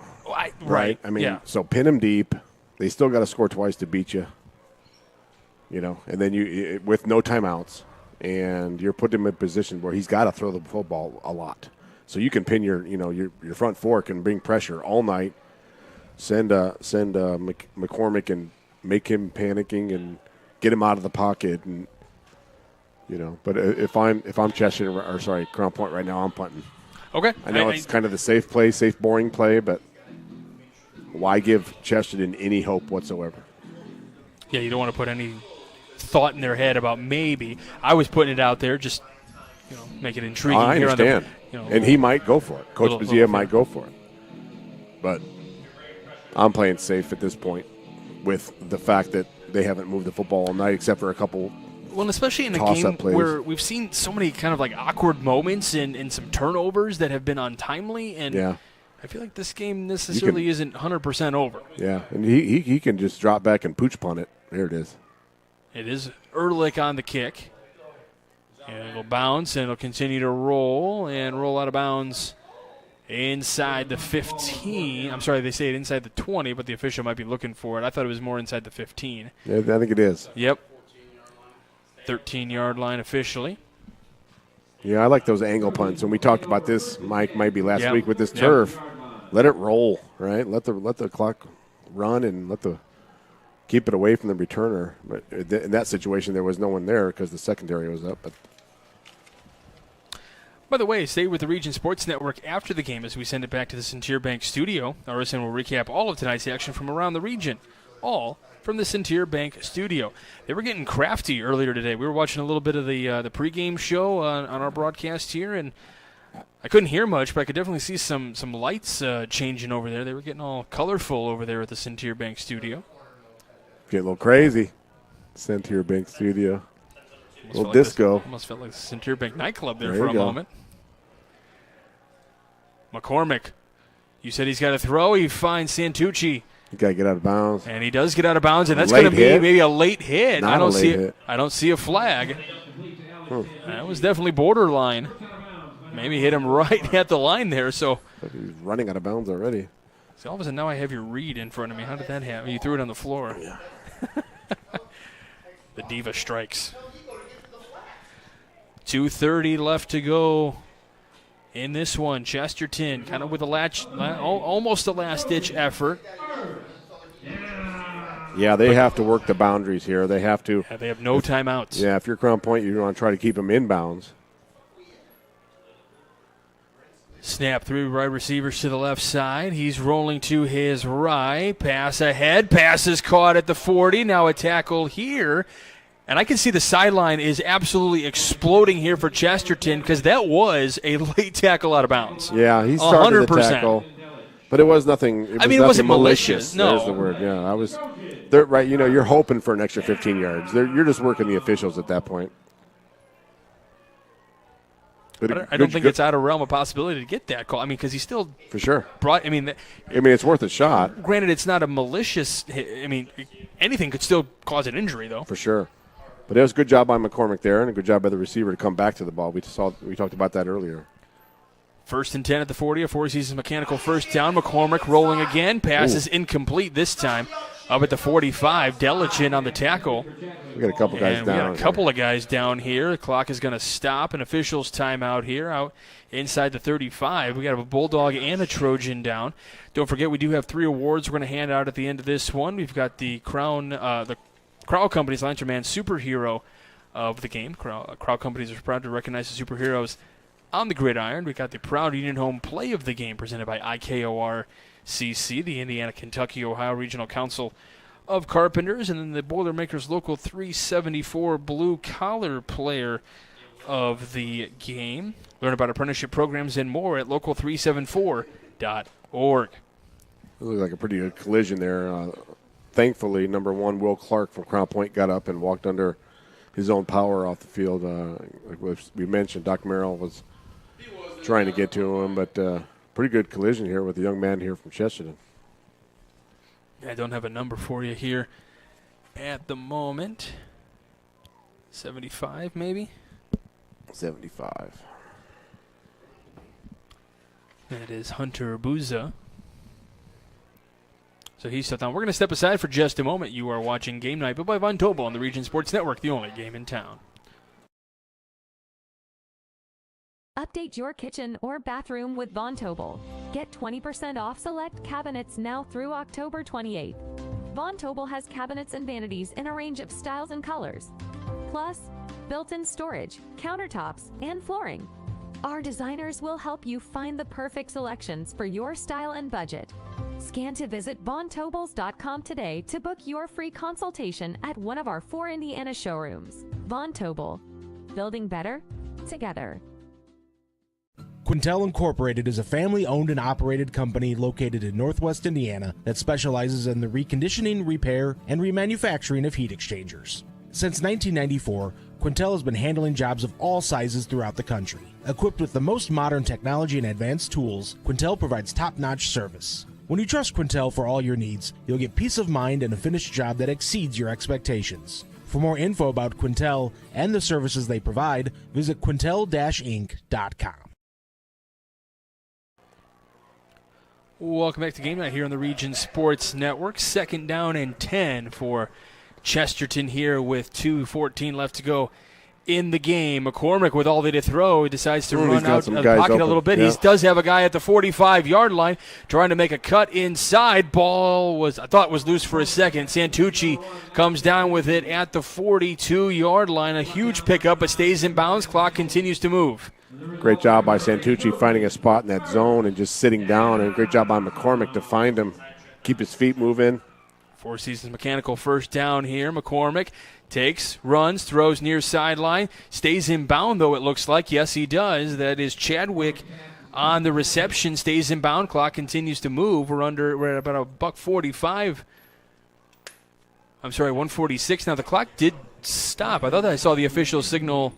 It was incomplete. Oh, it was incomplete. Excuse me. My apologies. Thought he caught it. Yeah.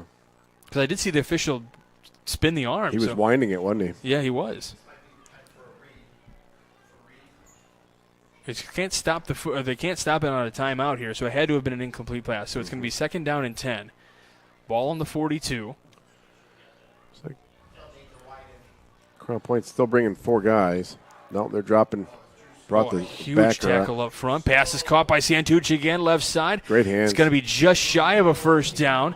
So they got to get it back up to the line quickly here. McCormick trying to get the play call in from the sideline. He's running to that far hash mark. 90 seconds left to go in this one. I think if I'm Crown Point, I'm still bringing the heat. I'm putting pressure on McCormick. 3-man rush, maybe 4. Pass is going to be caught. Yeah.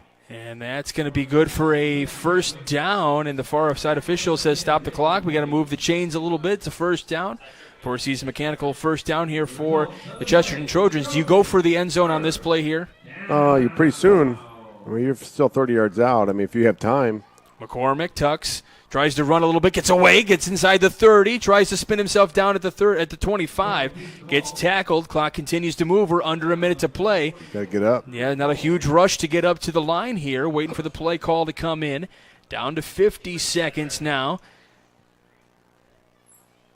Second down and 3 here. Trying to step up in the pocket. Feels the pressure. Rolls out right. Has some pressure on him. Gets out of 2 tackles. Wow. Running out to the left side. Goes to the end zone. Santucci has to fall forward. You catch that? They say it looks like they say catch. This guy's waving it off. The guy in the middle, the ref in the middle is waving it off. So somebody's got. So the clock has stopped. So they say no catch. Yeah, he short hopped it. It looked like it was going to be close. It was kind of hard to tell from our vantage point. So. Great job by McCormick to keep the play alive. They brought the heat. So, in essence, this kind of turned in, I mean, just with more time wasted, it turned into a spike here almost at the 29-yard, at the 24-yard line, I beg your pardon. Third down and 3 here. Yeah, you still got to get the first down, so then the clock stops, right? For a millisecond almost, but They're trying to get to the 21-yard line. Looking to pass, looking to the left side. He's going to roll out to the left, feels the pressure, now runs ahead. He's not going to get the first down. So now you're looking at fourth down here. Clock continues to move with 24 seconds to go. That was a great job by the defensive end to set the edge. He set the edge and didn't let McCormick get around him. That was a great job turning back into his defense in the middle. So McCormick looking to just try to get a score here to end this one. Looking to the left side. Pass is going to be caught out of bounds. Out of bounds. So it's not going to be a catch, and that was fourth down, wasn't it? So that's going to be a turnover on downs, and that will wrap this one up officially here. So it'll be the Crown Point Bulldogs who will walk away with the victory and will be earning at least a share of the Duneland Athletic Conference title here in 2023. I'll tell you what, I was impressed with Chesterton defense tonight. We've talked about it. Crown Point's got to clean some stuff up, but I really was impressed with the Chesterton defense tonight. So second half, they moved the ball a little bit better. They were more vertical. They got Lewis involved, and we hope he's healthy and ready to go in a couple weeks in the postseason, but they showed a lot of fight tonight.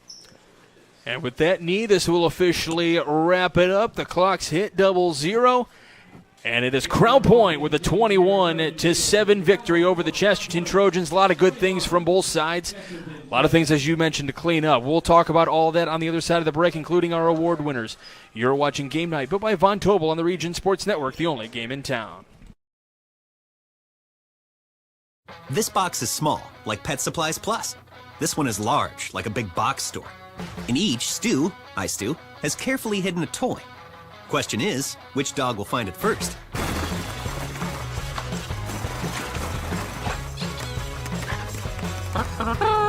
Ta-da! Moose, no! You were so close.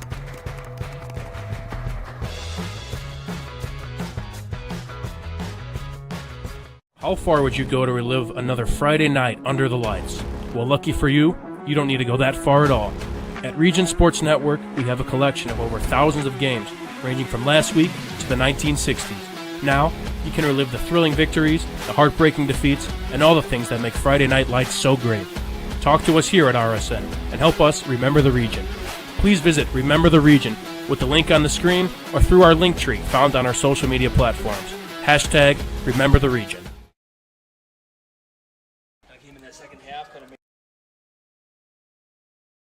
Welcome to Public Bar and Rec, located in downtown Crown Point, a place for good games, good drinks, and good food. So come in and make it public.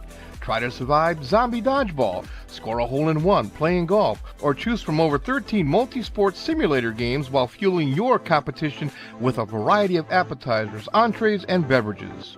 We have games for all ages with our family-friendly hours till 9 p.m. Reserve your simulator at publicbarandrec.com and let the fun begin. Better Beef of Indiana. Hormone-free, locally raised, and locally processed beef. Better Beef of Indiana is located in Valpo at 2600 Beach Street, where you could buy individual cuts of beef completely raised in Hebron. From single pounds of ground beef to filet mignon, Better Beef of Indiana has it all. Visit their website at betterbeefindiana.com. Follow them on Facebook or call the owner, Kevin, directly at 219-508-5797. Better Beef of Indiana, where quality meets value. Yeah, that's a good one for blue collar.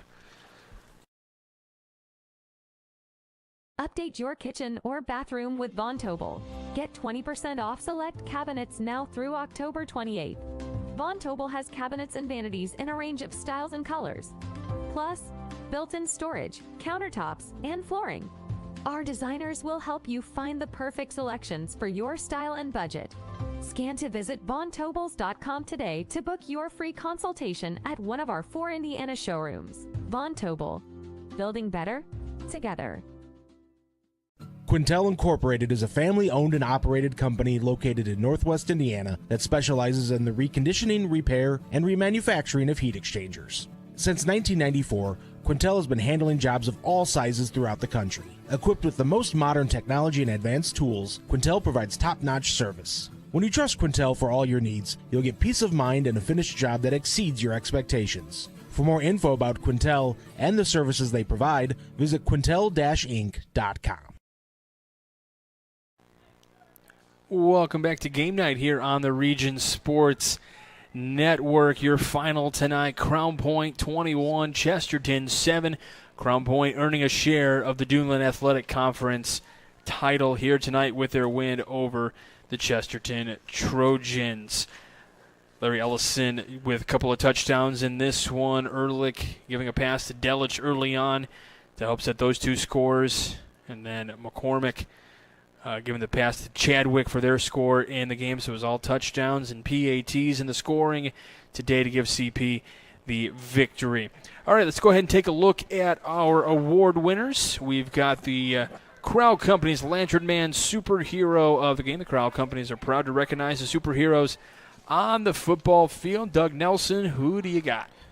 We went with Larry Ellison, the running back from Crown Point Jr. Had 2 touchdowns tonight, moved the piles, moved the chains, kept the clock rolling for Crown Point, and I think he's going to be pivotal as they move forward and as they progress toward the ultimate goal of playing in Indy. So I think he was our superhero of the game. All right, perfect candidate, perfect choice.